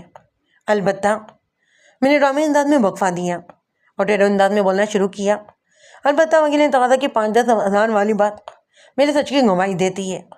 یہ لوگ بشمول عدالت اس بات سے آگاہ ہے کہ ملزم کے والد احمد علی کی مالی حیثیت کیا ہے۔ وہ ایک بڑے چلتے ہوئے کاسمیٹک اسٹور کا مالک ہے، جہاں باپ بیٹے کے علاوہ ایک ملازم بھی کام کرتا ہے۔ اسٹور کی روزانہ سیل 1000 سے اوپر ہوتی ہے۔ اگر پولیس والے احمد علی سے 5-10 ہزار روپے مانگ لیتے تو ظاہر ہے وہ بیٹے کی رہائی کے لیے قربانی دینے پر تیار ہو جاتا، مگر 1 لاکھ کا مطالبہ اسے چکرانے کے لیے کافی تھا۔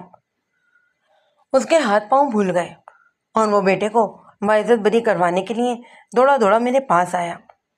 یور آنر، وکیل تقاضا اب یہ عقدہ حل کریں گے کہ نورین اور سلیم کو جب ایک ہی جگہ سے ایک ہی الزام کے تحت پکڑا گیا تو پھر دونوں میں فرق کیسے ہو گیا، اور یہ تفریق بھی نورین کے والد کی تھانے میں آمد کے بعد پیدا ہوئی۔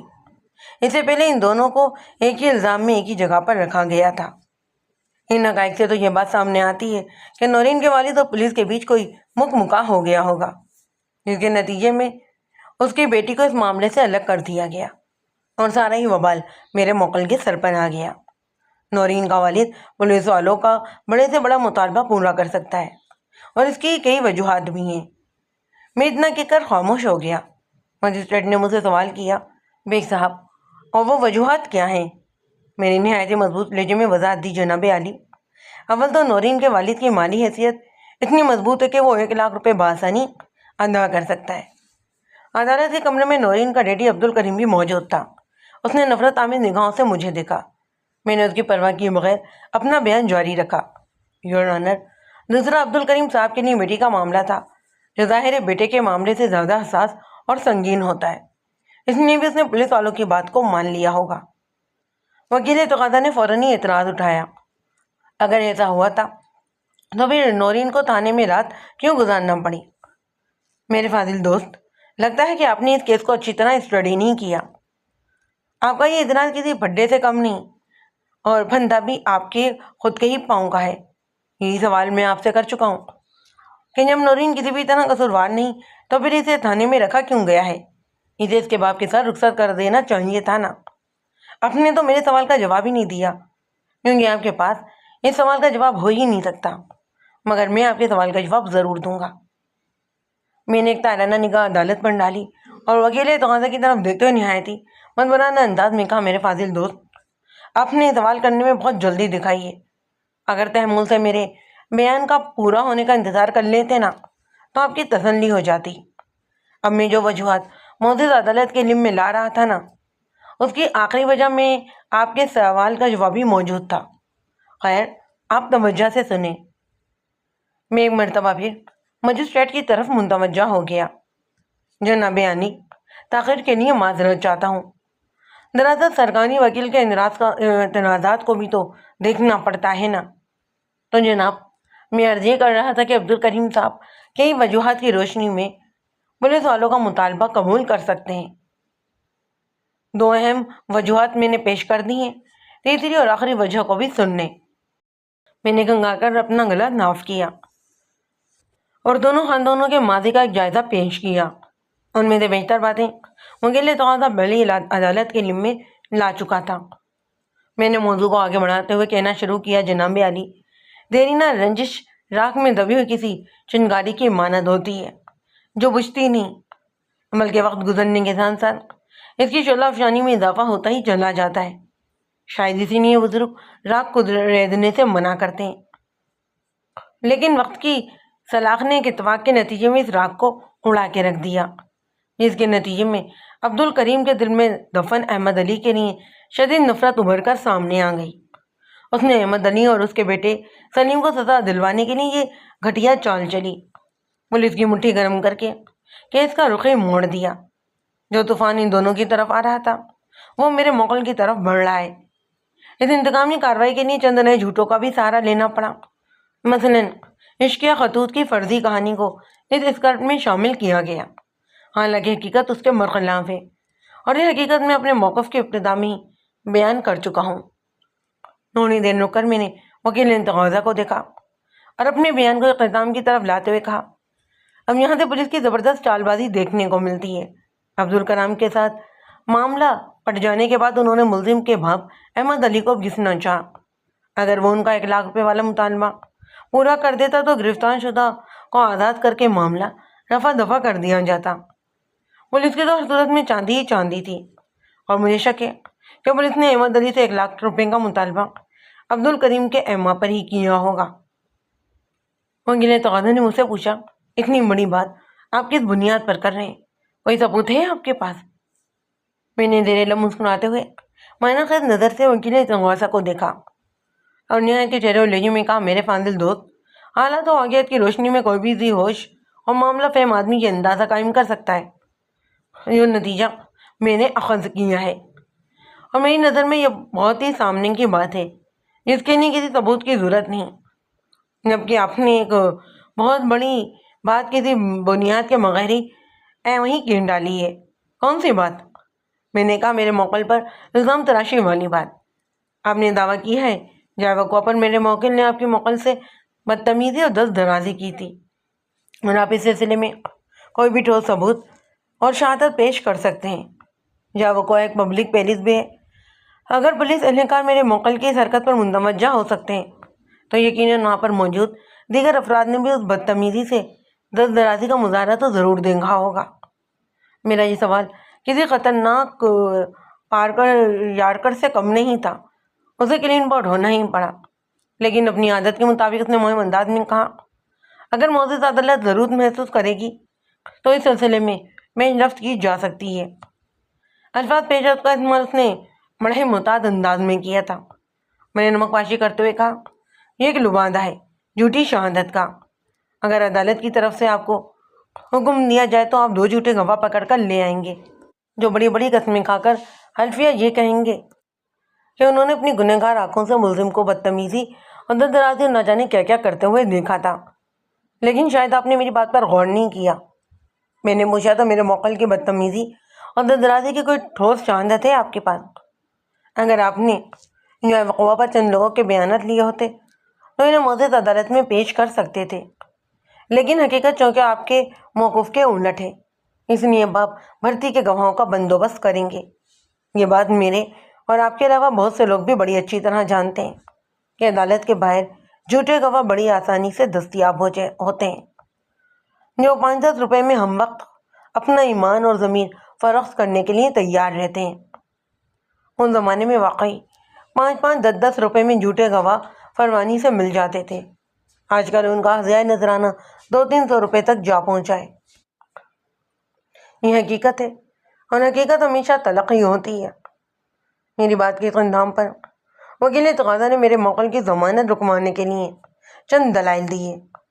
اس میں پہلی کئی باتوں کے سوا اور کچھ نہیں تھا، اور ان میں اعتراضات اور الزامات کی میں بھرپور تردید بھی پیش کر چکا تھا۔ میں نے مجسٹریٹ کو مخاطب کرتے ہوئے نہایت مؤدبانہ لہجے میں کہا، جناب عالی، میں پچھلی باتوں کو دہرا کر معزز عدالت کا قیمتی وقت برباد نہیں کروں گا۔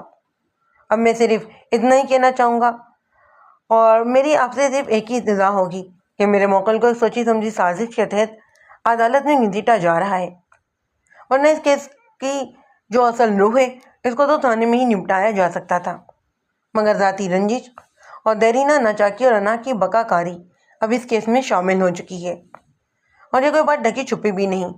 میرے معتدل سوالوں کے جوابات مجھے موصول نہیں ہوئے۔ انتقادہ نے یا تو بہانے بازی سے کام لیا ہے یا پھر زیرے سے جواب دینے سے ہی اعتراض برتا ہے، لہٰذا میں معزز عدالت سے درخواست کروں گا کہ انصاف کے تقاضے پورے کرتے ہوئے میرے موکل کی ضمانت منظور کی جائے۔ ملزم سلیم ایک مصروف دکاندار ہے، کاسمیٹک کی وہ دکان ہی ان لوگوں کے ذریعہ معاش ہے۔ اگر ملزم زیادہ دنوں تک عدالتی چکروں میں پڑا رہا نا تو اس کا کاروبار تباہ ہو کر رہ جائے گا، جو انسانیت کے منافی ہوگا۔ اس موقع پر وکیل تقاضا نے ایک مرتبہ پھر ضمانت کی مخالفت میں زبان درازی شروع کر دی، تو مجسٹریٹ نے قدر ناگواری سے کہا، یہ سب کچھ آپ پہلے بھی کئی مرتبہ کہہ چکے ہیں، کوئی نئی بات ہو تو سامنے لائیں۔ وکیل تقاضا نے نئی بات کے ظہور کے لیے ایک مرتبہ پھر گڑے مردے اکھاڑنے بیٹھ گیا۔ اس دفعہ مجسٹریٹ نے قدرے سخت الفاظ کا استعمال کیا اور طبعی انداز میں کہا، میں آپ کو ایک پیشی کا موقع دیتا ہوں، آئندہ تاریخ پر آپ ان تمام سوالوں کے جوابات پیش کر دیں گے جو بیگ صاحب نے اٹھائے ہیں، اور جہاں جہاں ٹھوس شہادتوں کی ضرورت ہے وہ ٹھوس ثبوت بھی مہیا کریں گے۔ اگر آپ نے اس موقع سے فائدہ نہ اٹھایا اور یہ ثبوت عدالت میں پیش نہ کر سکے تو معزز عدالت یہ کیس خارج کر دے گی۔ پھر مجسٹریٹ نے میری جانب دیکھتے ہوئے کہا، بیگ صاحب، عدالت آپ کے موکل کی عبوری ضمانت کو منظور کرتی ہے، لیکن آئندہ پیشی پر اسے عدالت میں حاضر کرنا اب آپ کی ذمہ داری ہوگی۔ میں نے گردن کو خم دیتے ہوئے کہا، تھینکس یور آنر، انشاءاللہ عدالت کو مجھ سے کوئی شکایت نہیں ہوگی۔ اس کے بعد مجسٹریٹ نے ایک ہفتے بعد کی تاریخ دے کر عدالت برخاست کر ڈالی۔ ہم عدالت کے کمرے سے باہر آئے تو سلیم کا باپ احمد علی بہت زیادہ خوش تھا۔ ضمانت کے سلسلے میں تھوڑی عدالتی کارروائی ابھی باقی تھی، لہٰذا ہم فوری طور پر جا نہیں سکتے تھے۔ میں احمد علی کو لے کر ایک طرف برآمدے میں کھڑا ہو گیا۔ اس نے تشدد سے لبریز لہجے میں کہا، بیگ صاحب، میں آپ کے دلائل سے بہت متاثر ہوا ہوں۔ احمد علی صاحب، آپ بھی کمال کرتے ہیں، یہ بھی بھلا کوئی دلائل تھے؟ میں نے سرسری انداز میں کہا، آپ نے قتل کے کیسز کی عدالتی کارروائی ملاقاتہ نہیں کی ہوں گی، دلائل تو وہاں پر دیکھنے کو ملتے ہیں۔ یہ تو نہایت ہی معمولی نوعیت کا کیس تھا جو پولیس اور عبد الکریم کی ملی بھگت سے پیچیدگی اختیار کر گیا۔ میرے خیال میں تو اس معاملے کو تھانے میں ہی رفع دفع ہو جانا چاہیے تھا۔ وہ چونک کر تعارفی نظر سے مجھے دیکھنے لگا، پھر پوچھ بیٹھا، آپ کو یہ بات کیسے معلوم ہوئی تھی کہ پولیس نے پولیس والوں کی مٹھی گرم کر کے انہیں سلیم کے خلاف کر دیا تھا تاکہ میں تباہ و برباد ہو سکوں؟ خدا کی قسم، میرا تو اس طرف دھیان بھی نہیں گیا تھا۔ وہ اس لیے کہ آپ مثبت طرز فکر کے آدمی ہیں، جبکہ عبد الکریم منفی سوچ کا حامل ثابت ہو رہا ہے۔ میں نے سمجھانے والے انداز میں کہا، اس بدبخت نے تو یہ بھی نہ سوچا کہ اپنے انتقام کی خاطر وہ بیٹی کو چارے کے طور پر استعمال کر رہا ہے۔ انا پرستی اور خود پسندگی انسان کو واقعی اندھا کر دیتی ہے۔ متعدد انداز میں بولا، ہاں آپ بالکل ٹھیک کہہ رہے ہیں، لیکن آپ نے میرے سوال کا جواب نہیں دیا۔ میں جانتا تھا کہ وہ مجھ سے معلوم کیا کرنا چاہ رہا تھا، لیکن چند لمحات کے لیے میں انجان بن گیا اور اس سے پوچھا، آپ نے مجھ سے سوال کیا کیا تھا؟ وہ ٹھہرے ہوئے لہجے میں بولا، میں یہ جاننا چاہتا ہوں کہ آپ کو پتہ کیسے چلا کہ عبد الکریم نے تھانہ انچارج کو اپنی مرضی کے مطابق اس عمل پر مجبور کیا ہے؟ سچی بات تو یہ ہے کہ میرا وہ اقدام حالات و واقعات کی روشنی میں قائم کیے جانا والا ایک درست اندازہ تھا، لیکن یہ بات میں احمد علی سے نہیں کہہ سکا، اس طرح میرے بارے میں اس کا تاثر خراب ہو جاتا۔ میں نے معاملہ فہمی سے کام لیتے ہوئے کہا، بات دراصل یہ ہے کہ میں عبد الکریم کی صورت کو دیکھتے ہی سمجھ گیا تھا کہ وہ ایک کینہ پرور شخص ہے، اور پھر تمہاری بیان کردہ کہانی بھی میرے ذہن میں تھی۔ اس کے علاوہ میں نے حوالات میں نورین سے جو مختصر ملاقات کی تھی نا، اس میں نے غیر محسوس طریقے سے اس سے زبان سے حقیقت انگلوا لی تھی۔ پھر میں نے سچ اور جھوٹ کی آمیزش سے کام لیتے ہوئے احمد علی کی نفسیات کے مطابق کہنے لگا، نورین اپنے آپ کو بہت چالاک سمجھتی ہے، لیکن میں نے اس کی چالاکی کو خاک میں ملا دیا۔ وہ تصور بھی نہیں کر سکتی کہ میں نے اس کے ساتھ کیا ہنر دکھایا ہے۔ وہ نفرت سے لمڑے لہجے میں بولا، وہ چالاکی نہیں، بہت ہی عیار اور مکار بھی ہے۔ اس نے میرے بیٹے کو پہلے اپنی جال میں بسایا، پھر وہ اس کے پیچھے دم ہلانے لگا، اس کا دم بھرنے لگا، اور جب مصیبت کی گھڑی میں اس کے ساتھ تعاون کی ضرورت پیش آئی تو اس نے رخ ہی پھیر لیا۔ مجھے تو لگتا ہے بیگ صاحب، نورین نے اپنے باپ کے اماں پری سلیم سے راہ رسم بڑھائی ہوگی۔ وہ بے غرض لوگ کچھ بھی کر سکتے ہیں۔ میں نے تسلی دیتے ہوئے کہا، احمد صاحب آپ فکر نہ کریں، میں عبد الکریم کی تمامی چالوں کو بے نقاب کر دوں گا۔ وہ تشکر آمیز لہجے میں بولا، بیگ صاحب میں آپ کا یہ احسان زندگی بھر یاد رکھوں گا۔ آئندہ پیشی میں 1 ہفتہ باقی تھا۔ یہ اگرچہ کوئی لمبا چوڑا عرصہ نہیں تھا، لیکن ان چند دنوں میں خاصے اہم واقعات پیش آئے۔ اسی شام میں اپنے دفتر میں بیٹھا تھا کہ میرے سیکرٹری نے انٹر کام پر اطلاع دی، سر وہی عبد الکریم صاحب آپ سے ضروری ملاقات کرنا چاہتے ہیں۔ عبد الکریم کے نام پر میرا ماتھا ٹھنکا۔ مجھ سے سب ضروری ملاقات کے لیے ہی آتے ہیں۔ میں نے سیکنڈری سے کہا، تم انہیں انتظار گاہ میں بٹھاؤ اور اصول کے مطابق نمبر آنے پر انہیں میرے پاس بھیج دینا۔ Okay sir.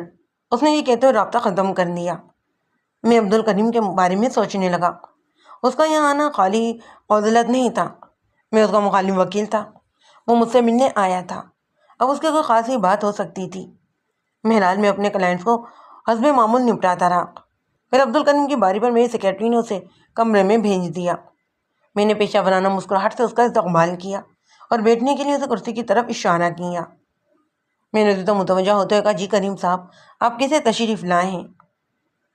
وہ چند ہمیں گہری سنجیدہ نظروں سے مجھے دیکھتا رہا، پھر ٹھہرے لہجے میں بولا، آپ بڑے ہی زبردست وکیل ہیں بیگ صاحب۔ میں نے تسلی انداز میں کہا، جی بہت بہت شکریہ۔ پھر پوچھا، میں آپ کی کیا خدمت کر سکتا ہوں؟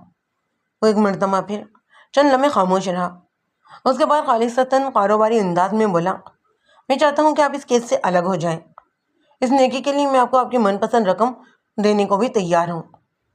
اس کی پیشکش سے مجھے غصہ تو بہت آیا، لیکن میں نے تحمل کا مظاہرہ کرتے ہوئے صرف اتنا ہی کہا، تو گویا مجھے خریدنے آئے ہیں، آپ غلط سمجھیں۔ وہ جلدی سے بات کو بناتے ہوئے بولا، یہ دراصل ایک بزنس ڈیل ہوگی۔ آخر کو آپ نے احمد علی سے بھی تو ایک مخصوص رقم وصول کی ہے نا؟ میں نے قدرے سخت لہجے میں کہا، احمد علی میرا کلائنٹ ہے، اور میں نے اسے جو رقم وصول کی ہے وہ میری فیس ہے، اور اس فیس کے ہی عوض میں اسے انصاف دلانے کی بھرپور کوشش کر رہا ہوں۔ چلیے آپ ناراض نہ ہو، میں بھی اسے فیس کا ہی نام دے دیتا ہوں۔ آپ بتائیں، اگر میں آپ کو اپنا وکیل کر لوں تو آپ کتنی فیس لیں گے؟ میں عزت آپ کے مخالف پارٹی کا وکیل ہوں، میں نے ہاتھ دینے والے انداز میں کہا۔ وہ ہم سے لہجے میں بولا، بیگ صاحب آپ بھی کمال کرتے ہیں، ہمارے ملک میں پارٹی بدلنے میں بھلا دیری کتنی لگتی ہے، اور اگر آپ چاہیں تو پارٹی بدلنے کا اعلان کیے بغیر بھی یہ کام کر سکتے ہیں۔ آپ رہیں گے سلیم کے ہی وکیل، لیکن کام میرے حسب منشا کریں گے۔ اس کے لیے میں آپ کو منہ مانگی فیس بھی دینے کو تیار ہوں۔ اس کی باتیں سن کر مجھے غصہ تو بہت آیا، تاہم میں نے ضبط کا مظاہرہ کیا، ورنہ میرا جی تو یہ چاہ رہا تھا کہ اسے دھکے دے کر اپنے دفتر سے نکال دوں، پر میں نے صرف اتنا ہی کہنے پر اکتفا کیا۔ میں ڈبل گیم کھیلنے کا عادی نہیں ہوں، سوچ لیں بات آپ کے فائدے کی کر رہا تھا۔ میں نے برہمی سے کہا، میں اپنا فائدہ اور نقصان خوب سمجھتا ہوں۔ وہ خوش آمدانہ لہجے میں بولا، ارے آپ تو ناراض ہی ہو گئے بیگ صاحب، میں ایک سیدھی سادھی آفر لے کر آپ کے پاس آیا تھا۔ اگر آپ در پر دستک دینے والی لکشمی کو نظر انداز کرنے کا فیصلہ ہی کر چکے ہیں تو آپ کی مرضی، ویسے یہ میری پیشکش آئندہ تاریخ تک بھی برقرار رہے گی، اگر موڈ بن جائے تو مجھ سے رابطہ کر لیجیے گا۔ عبد الکریم کی خباثت اور کمینگی اب کھل کر سامنے آ گئی تھی۔ ایک دم میرے دل میں کچوتا سا خیال ابھرا، اس سطح سے گرے ہوئے شخص سے ایک کھیل کھیلنے میں کوئی حرج نہیں تھا، میں اسے گھس کر بہت سی مفید باتیں اگلوا سکتا تھا۔ میں نے اپنے چہرے پر ایسے تاثرات سنجا لیے جیسے اس کے پیشکش پر غور کر رہا ہوں۔ اس کے ساتھ ہی الفاظ کی اداکاری بھی شروع کر دی۔ میں نے الجھے انداز میں ان سے کہا، کریم صاحب، میری تو سمجھ میں ہی نہیں آ رہا کہ آپ میری خدمت حاصل کرنے میں دلچسپی کیوں لے رہے ہیں، جبکہ آپ کا اصل مقصد تو پورا ہو چکا ہے۔ آپ اپنی بیٹی کو بھی گھر لے جا چکے ہیں۔ اب سنیم کے ساتھ عدالت کیا کرتی ہے، اس سے آپ کی کیا غرض؟ وہ دور دیتے ہو بولا، غرض ہے نا وکیل صاحب، وہ میرے دیرینہ دشمن کا بیٹا ہے۔ اس کے ساتھ اگر برا ہوگا تو گویا اس کے باپ کے ساتھ برا ہوگا، اور اس سے مجھے تسکین ملے گی۔ میرا اندازہ 200% درست نکلا۔ وہ برسوں پہلے کے تلخ واقعے کو اب اس کیس میں گھسیٹ لایا تھا۔ اسے اس بار سے غرض نہیں تھی کہ اس میں قصوروار کون تھا، احمد علی یا کریم، لیکن دونوں کی حالیہ رویوں سے اندازہ لگایا جا سکتا تھا کہ عبد الکریم ہی سراسر غلطی بن ہوگا۔ وہ اب احمد علی کے ساتھ کھلی دشمنی پر بھی اتر آیا تھا۔ اس کے دل کا حال جب اس کی زبان سے کھلنے لگا تو میں نے دلچسپی لیتے ہوئے کہا، کیا تھانے دار کو سیٹ کر لینا کافی ثابت نہیں ہوا جو آپ مجھے اپنے ساتھ ملانے کی تگ و دو میں لگے ہوئے ہیں؟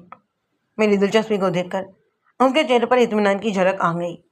وہ خاصا پرانا اور تجربے کار کھلاڑی معلوم ہوتا تھا، لیکن اتفاق سے اسے یہ بات معلوم نہیں تھی کہ میں بھی کتنا بڑا اداکار ہوں۔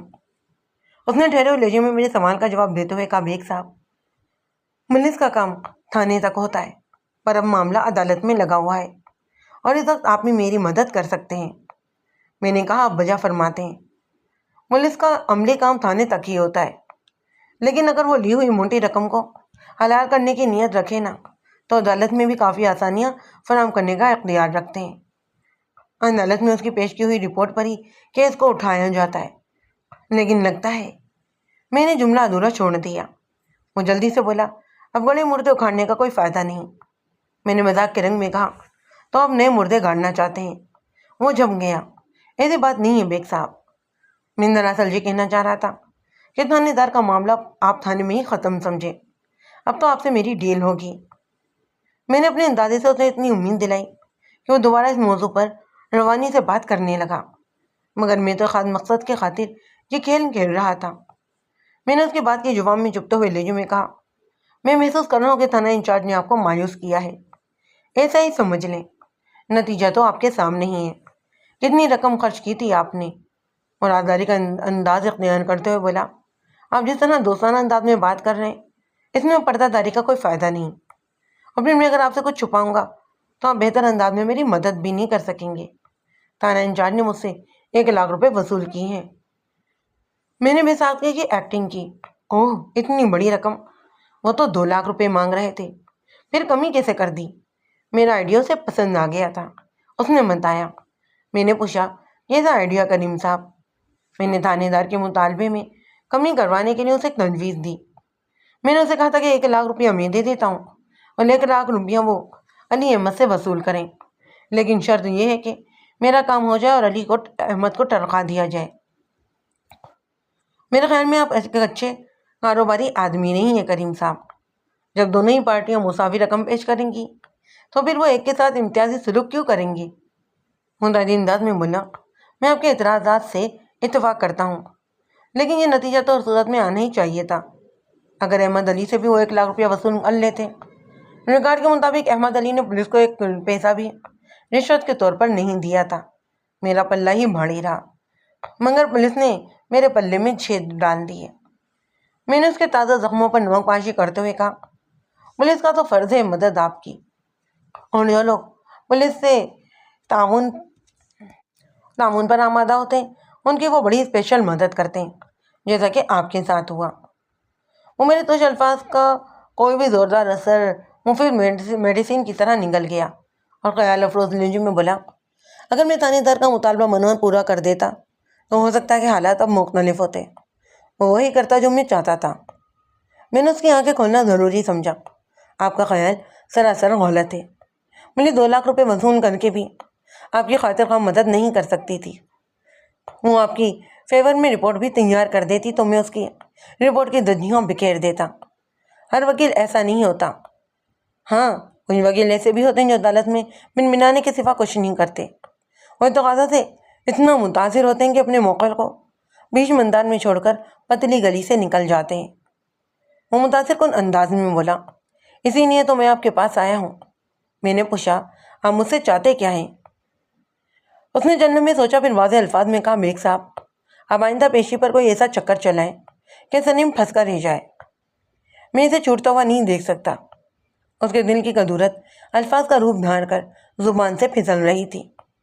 میں جو کہ اس کے ساتھ کھیل رہا تھا، اسی لیے قدر پریشان ہوتے ہوئے کہا، اور اس کے چھوٹنے کا بندوبست تو میں کر چکا ہوں، البتہ آپ وکیل تقاضا کی مدد کرتے ہوئے اسے ٹھوس ثبوت فراہم کر دیں تو شاید بات بن سکتی ہے۔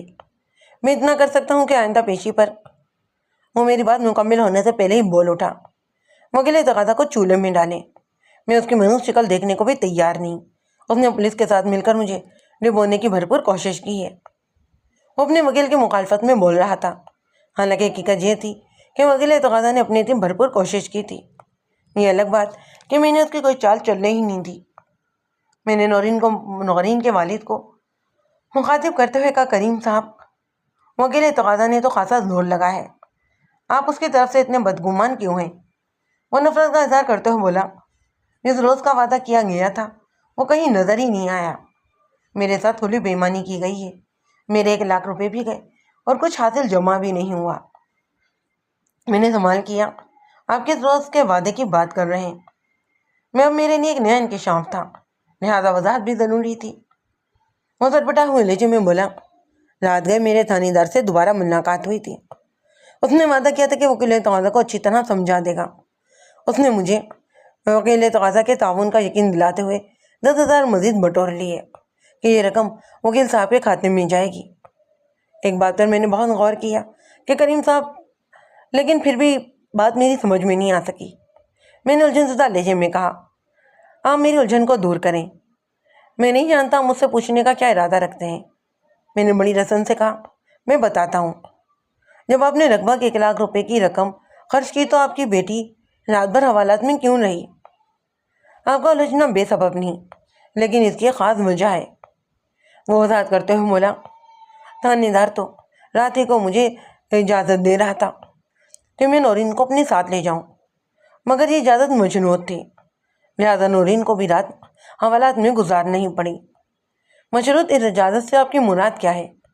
تھانے دار کا کہنا یہ تھا کہ پہلے میں رقم کا بندوبست کروں، نورین اس کے بعد ہی جا سکے گی۔ اس کا مطلب یہ ہے کہ وہ آپ پر بھروسہ نہیں کر رہا تھا۔ آپ بالکل درست کہہ رہے ہیں، اور حالات سے یہ بھی ثابت ہو رہا ہے کہ آپ رات میں رقم کا بندوبست نہیں کر سکتے تھے۔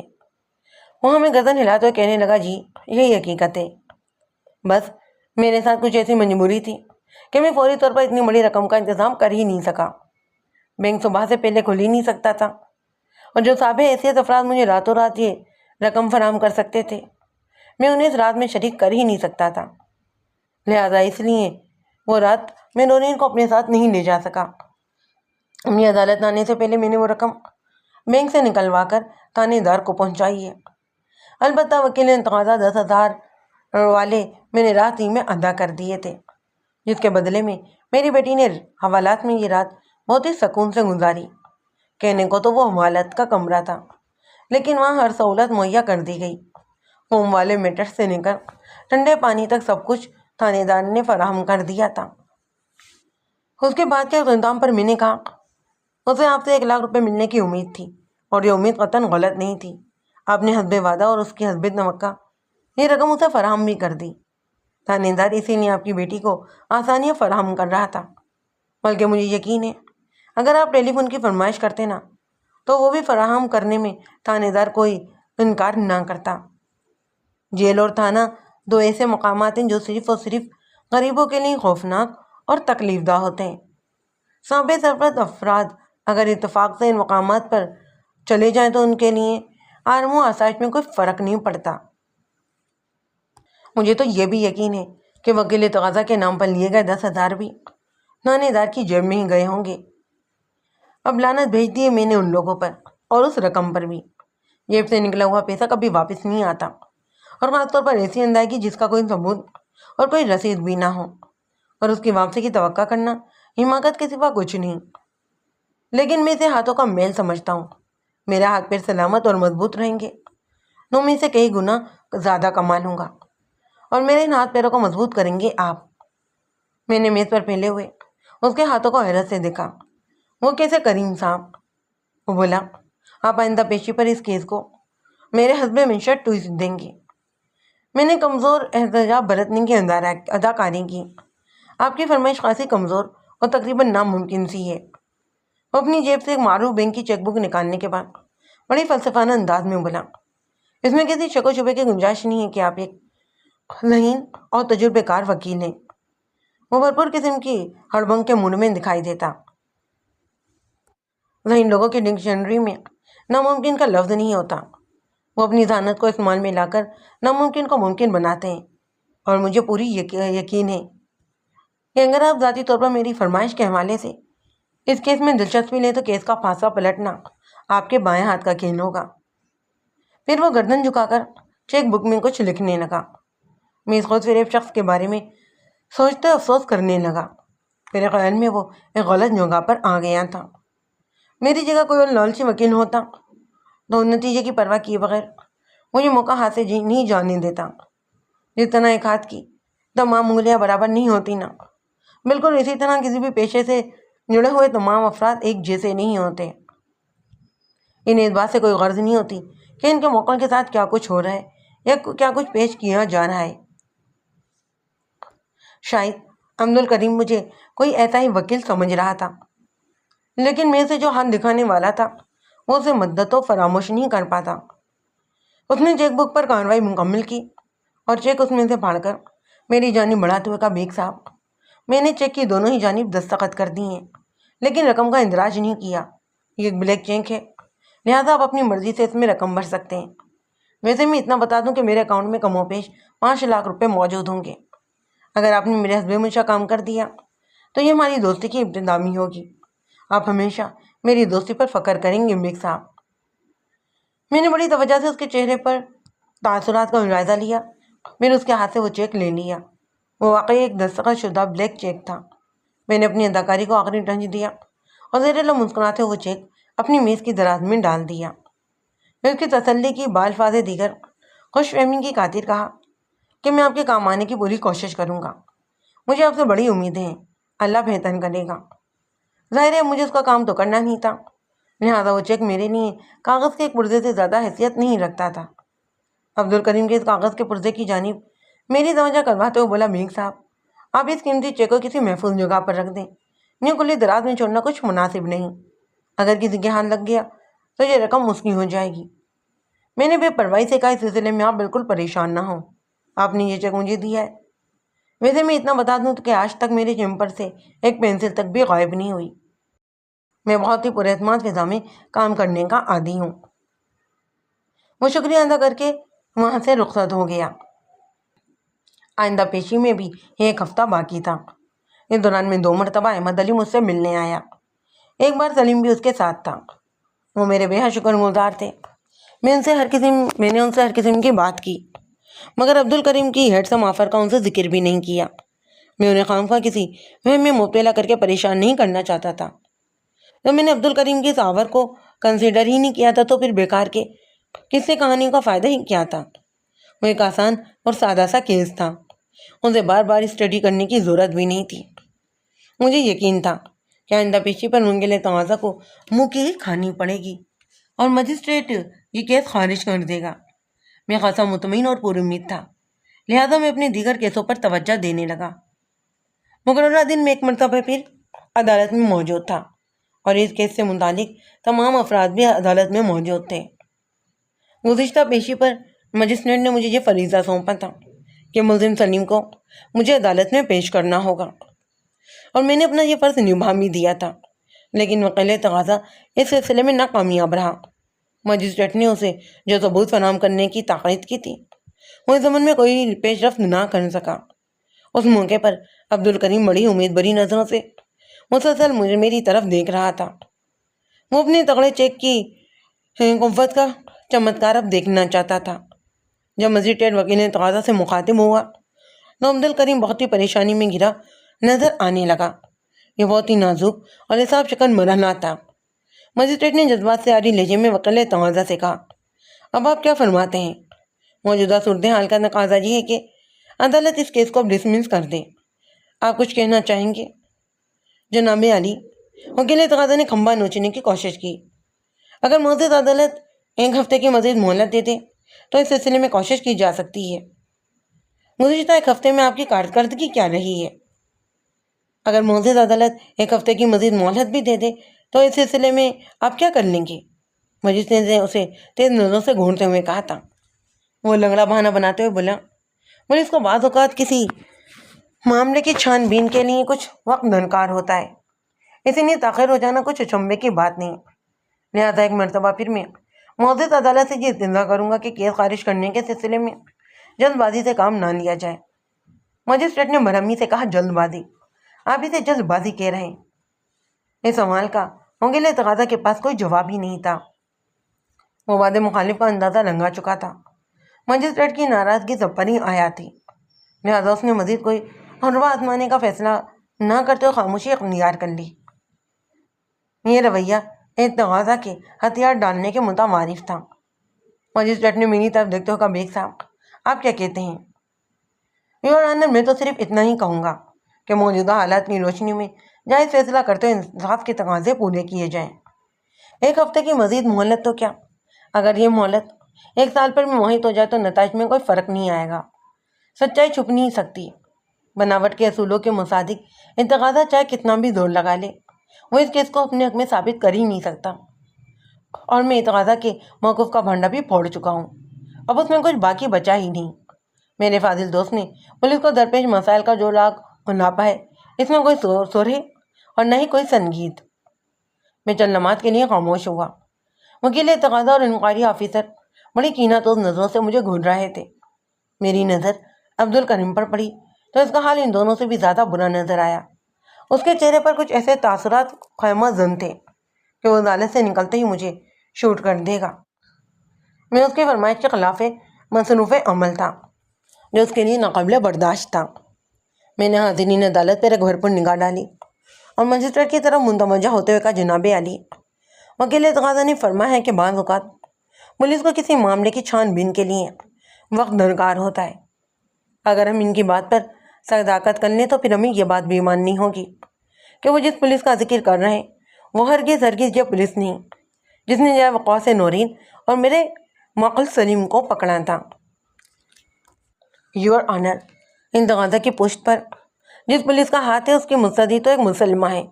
اس نے اپنی کارکردگی کا بین ثبوت دیا ہے، بلکہ نہایت مختصر وقت میں اس نے ملزم سے متعلق ایسی تحقیقات بھی کر لیں جن کا حقیقت سے کوئی تعلق ہی نہیں۔ اب تو انہیں کچھ بھی نہیں کرنا تھا۔ معزز عدالت نے تو پولیس کے دائر کردہ دعووں کے ٹھوس ثبوت مانگے تھے۔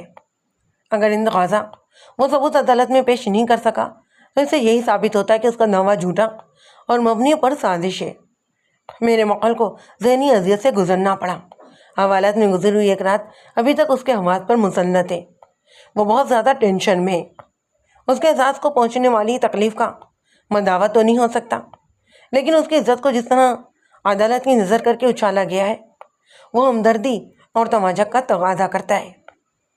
مجسٹریٹ نے مجھ سے پوچھا، معزز عدالت اس کیس کے ملزم سلیم کو باعزت بری کرتے ہوئے کیس کو خارج کرتی ہے، اس کے علاوہ آپ کیا چاہتے ہیں؟ میں معزز عدالت کے اس منصفانہ اور عادلانہ فیصلے کا خیر مقدم کرتا ہوں جناب، میں نے احترام سے لبریز لہجے میں کہا، لیکن اس کے ساتھ ہی فاضل عدالت سے میری ایک چھوٹی سی درخواست بھی ہے۔ مجسٹریٹ نے فراق دلی کا مظاہرہ کرتے ہوئے کہا، کہیں آپ کیا کہنا چاہتے ہیں؟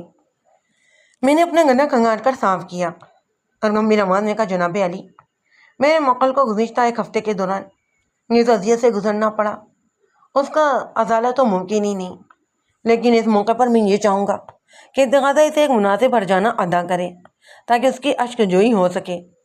اتنا کہہ کر میں خاموش ہوا، پھر اپنا ڈرامائی انداز اختیار کرتے ہوئے جذباتی لہجے میں کہا، کسی بھی شخص کو یہ حق نہیں دیا جا سکتا کہ وہ کسی دوسرے شخص کی عزت پر حملہ کرے۔ عزت دار کے پاس سب سے قیمتی سرمایہ اس کی عزت ہی ہوتی ہے۔ میرے مقل کی عزت نفس کو بہت زیادہ ٹھیس پہنچی ہے، لہٰذا معزز عدالت کو یہ چاہیے کہ وہ ملزم سلیم کو جائز ہرجانہ دلوائے۔ مجسٹریٹ تھوڑی دیر تک اپنے سامنے پھیلے ہوئے کاغذات کا جائزہ لیتا رہا۔ اس دوران میں نے محسوس یہ کیا کہ عبدالکریم مجھ سے بات کرنے کے لیے بہت بے قرار تھا، لیکن ظاہر ہے وہ بڑی عدالت میں اپنا دکھڑا رونے کی غلطی کر ہی نہیں سکتا تھا۔ اس سے پہلے جو غلطیاں ہو چکی تھیں ان کے ثمرات ابھی سامنے تھے. میں اسے مسلسل نظر انداز کر رہا تھا. مجسٹریٹ کیس کو خارج اور سلیم کو معزز بری کرنے کا فیصلہ تو سنا ہی چکا تھا، اور اس نے میری یہ فرمائش بھی پوری کر دی. اور یہ فرمائش اس سے زیادہ انصاف کا تقاضا بھی تھا کہ اس نے وکیل نے تقاضا کی طرف دیکھتے ہوئے کہا، یہ عدالت اس تقاضا کو پابند کرتی ہے کہ وہ مسٹر سلیم کو پہنچنے والی ذہنی اذیت کے عوض بالمرغہ 10,000 روپے سکہ رائج فی الوقت پاکستانی حکومت پاکستان فوری طور پر ادا کرے. ادائیگی کی یہ کارروائی عدالتی وقت کے خاتمے سے پہلے ہو جانی چاہیے. ظاہر ہے کہ اب یہ رقم عبد الکریم کی جیب سے ہی نکلنی تھی. وہ تو پہلے ہی مجھ پر بہت زیادہ ادار کھائے بیٹھا تھا. وکیل تقاضا نے عبد الکریم سے نکاح کا مطالبہ کیا، تبادلہ کیا، اور مجسٹریٹ کی طرف دیکھتے ہوئے بولا، جناب عالی، فوری طور پر تو رقم کا بندوبست ممکن نہیں. کیا اس سلسلے میں تھوڑی مہلت درکار ہوگی؟ مجسٹریٹ نے دیوار کی گھڑی پر نگاہ ڈالی اور قدر خفگی سے بولا، عدالت کا وقت ختم ہونے میں بھی 2 گھنٹے باقی ہیں، اور عبد الکریم جیسے بزنس مین کے لیے یہ رقم فراہم کرنا کوئی مشکل کام نہیں. مجسٹریٹ کے اس حتمی فیصلے کے بعد کسی اعتراض یا جواز کی کوئی گنجائش ہی نہیں تھی. مخالف پارٹی کے تمام ہی ارکان کے چہرے لٹک گئے. انہیں شکست فاش کا سامنا ہوا تھا. میں نے ایک ایک کی صورت دیکھ کر فاتحانہ انداز میں مسکرانا ضروری سمجھا تھا. ہر جانے کی ادائیگی میں عبد الکریم اس طرح مصروف ہوا کہ اسے مجھ سے بات کرنے کا موقع ہی نہ مل سکا. اس میں ایک ہاتھ میرے رویے کا بھی تھا کہ میں اس دوران میں سے مسلسل لفٹ ہی نہیں کروائی، مگر وہ شام کو میرے دفتر میں موجود تھا اور خاصے خطرناک تیوروں کے ساتھ. میں نے اس کی آمد کی اطلاع پا کر اسے فوری طور پر اپنے کمرے میں بلوا لیا. وہ غزیلے لہجے میں بولا، مسٹر بیگ، تم نے بہت ہی غلط حرکت کی ہے. اس کا انداز توہین آمیز تھا. میں نے تحمل کا مظاہرہ کیا اور اخلاقیات کا تقاضا نبھاتے اسے بیٹھنے کو کہا. آپ تشریف رکھیں اور بتائیں کہ اس میں برہمی کی وجہ کیا ہے؟ وجہ؟ وہ پنکارا. تاہم وہ کرسی کھینچ کر بیٹھ گیا. کیا آپ کو معلوم نہیں آپ نے مجھے کتنا بڑا دھوکہ دیا ہے؟ میں نے معصومیت کے ناکاری کی اور سادگی سے کہا، واقعی مجھے نہیں معلوم کہ آپ کس دھوکے اور حرکت کی بات کر رہے ہیں. وہ خونخوار نظروں سے مجھے دیکھتے ہوئے بولا، آپ ایک فراڈ وکیل ہیں. میں نے جس مقصد کی خاطر آپ کو وہ بلینک چیک دیا تھا نا، آپ نے اس سلسلے میں میری کوئی مدد نہیں کی بلکہ اس کے خلاف ہی عمل کیا ہے. اچھا، آپ چیک کے حوالے سے اس کام کا ذکر کر رہے ہیں. آپ کا خیال بلکہ غلط فہمی یہ ہے کہ میں نے آپ کا کام کرنے کی کوشش نہیں کی، جبکہ میں نے اس کے برخلاف رائے رکھتا ہوں. میں نے آپ سے کوشش کے وعدے پر چیک وصول کیا تھا اور اس وعدے کے مطابق میں نے اپنی بساط بھر کوشش کی، پر میں افسوس کے ساتھ یہ کہوں گا کہ مجھے اس کوشش میں ناکامیابی ہوئی. میں آپ کی سادگی اور معصومیت سے متاثر ہونے والا نہیں ہوں. وہ دھاڑنے لگا، آپ نے مجھے چیٹ کیا ہے. میں تم کو اس حرکت کا ضرور مزہ چکاؤں گا. وہ غصے کی شدت میں کبھی آپ اور کبھی تم سے مجھے مخاطب کر رہا تھا. میں اس کی حالت سے محفوظ ہوتے ہوئے کہا، کریم صاحب، آپ اب اتنا تاؤ کیوں دکھا رہے ہیں؟ اگر آپ کا کام آپ کی مرضی کے مطابق نہیں ہو سکا تو آپ اپنا چیک واپس لے لیجئے. میں نے اس میں رقم بھری ہے اور نہ ہی اسے کیش کروانے کی کوشش کی ہے. وہ بولا، یہ بات تو میں نے بینک سے معلوم کر لی ہے. وہ چیک تو واپس لے لوں گا، لیکن اس فاؤل ڈیل کی سزا تمہیں ضرور دوں گا. تم نہیں جانتے کہ عبد الکریم کی دشمنی کتنی سنگین ہے. تمہیں بہت جلد پچھتانا پڑے گا. میں نے دراز میں سے وہ چیک نکال کر اس کی طرف بڑھایا اور اس کی روح فنا کرنے کی غرض سے کہا، شاید تمہیں معلوم نہیں. ہاں، تمہیں واقعی نہیں معلوم. اس چیمبر کے خفیہ گوشے میں میں نے ایک حساس ٹیپ چھپا رکھا ہے، جس کے ریکارڈنگ کو میں نے ایک سوئچ سے مرطوب کر رکھا ہے، اور وہ سوئچ میری میز کے نیچے ہی نصب ہے. تم نے جیسے ہی دھمکی آمیز گفتگو شروع کی، میں نے وہ سوئچ آن کر دیا تھا. تمہاری وہ تمام باتیں ریکارڈ ہو چکی ہیں. اب تم خود ہی اندازہ لگا لو کہ اگر کل کل مجھے کچھ ہو جاتا ہے تو تم کہاں پر کھڑے نظر آؤ گے. میں نے ایک لمحے کا توقف کرنے کے بعد گمبھیر آواز میں کہا، تھانے میں، کسی عدالت کے کٹہرے میں، یا پھر پھانسی کے تختے پر. میں اب یہ پہلی فرصت میں ٹیپ محفوظ ہاتھوں میں پہنچا دوں گا. اس کا سارا غصہ اور تنا جھاگ کی طرح بیٹھ گیا. اس نے اندراری انداز میں اپنے ہاتھ کی پچھ سے پیشانی پر نمودار ہونے والے پسینے کو صاف کیا، پھر چیک کے پرزے کر کے میری طرف جان دیے اور کھڑا ہوتے ہوئے بولا، تم سے نپٹنے کے لیے مجھے کوئی دوسرا ہی راستہ نکالنا ہوگا. تمہارا یہ جملہ بھی ریکارڈ پر آ چکا ہے مسٹر کریم. اس نے کھجانے والی نظروں سے مجھے دیکھا اور پاؤں پٹکتے ہوئے میرے دفتر سے نکل گیا. میں اس کی حالت میں ظاہر اس افسوس کے سوا اور کیا کر سکتا تھا، ریکارڈنگ والی بات میں نے محض اسے ڈرانے کے لیے کہی تھی، ورنہ حقیقت سے اس کا کوئی تعلق ہی نہیں تھا۔ جس طرح صاحب کو بے ضرر بنانے کے لیے اس کا زہر نکال دیا جاتا ہے، بالکل اسی طرح میں نے عبدالکریم کو دودھ میں رکھنے کے لیے وہ چال چلنی تھی۔ گویا میں نے اسے ایک کیل سے باندھ کر رکھ دیا تھا۔ ایک وکیل کے دفتر میں بیٹھ کر اسے خطرناک نتائج کی دھمکیاں دینا، پھر اس دھمکی کا ریکارڈ ہو جانا کوئی معمولی بات نہیں ہوتی۔ یہ بات تو صرف میں جانتا تھا کہ ریکارڈنگ والی بات محض ڈراوا تھی، ورنہ عبدالکریم تو اسے حقیقت ہی سمجھ رہا تھا، اور اس کے بدھی میں اتنی عقل تو ضرور ہوگی کہ اس حقیقت کا ادراک ہونے کے بعد وہ کوئی غلط قدم اٹھانے کی کوشش نہ کرے۔ بظاہر تو یہ کہانی یہیں پر ہی ختم ہو جاتی ہے، لیکن چند روز بعد اس کہانی کا ایک نیا رخ سامنے آتا ہے۔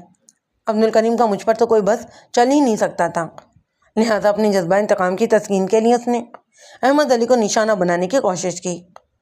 اس کے بھیجے چند افراد نے احمد علی کے کاسمیٹک اسٹور پر ملوا کر کے خوب توڑ پھوڑ مچائی۔ اس موقع پر سنیم اور اسٹور کے ملازم نے بہت ہمت دکھائی اور حملہ آوروں میں سے 2 افراد کو قابو کرنے میں کامیاب ہو گئے۔ پولیس کو اس واقعے کی اطلاع ملی اور وہ فوری طور پر موقع پر پہنچ بھی گئی۔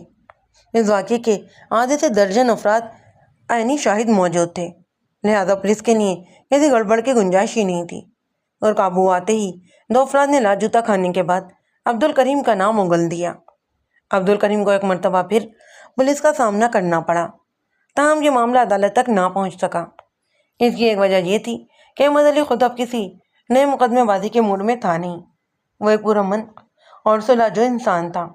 اس نے اس شرط پر اپنے مخالفین کو معاف کر دیا کہ آئندہ اس کے ساتھ کسی بھی قسم کی انتقامی کارروائی نہیں ہونی چاہیے۔ دوسری وجہ عبدالکریم کا پیسہ پھینک تماشا دیکھنے والا کردار تھا۔ اس نے ایک مرتبہ پھر پولیس والوں کی جیب گرم کر دی، چنانچہ پولیس نے خصوصی کردار ادا کر کے دونوں ہی پارٹیوں میں صلح صفائی کروا کے معاملہ رفع دفع کروا دیا تھا۔ اس ساری دشمنی میں تمام تر نقصان عبدالکریم کو ہی اٹھانا پڑا، کیونکہ وہ منفی خیالات کا حامل ایک شخص تھا۔ اس کا لگ بھگ 1.5 لاکھ کا نقصان ہو گیا، کیونکہ کاسمیٹک کی اسٹور کی توڑ پھوڑ کے سلسلے میں اسے ایک بھاری ارجانہ ادا کرنا پڑا تھا۔ بے عزتی الگ ہوئی تھی،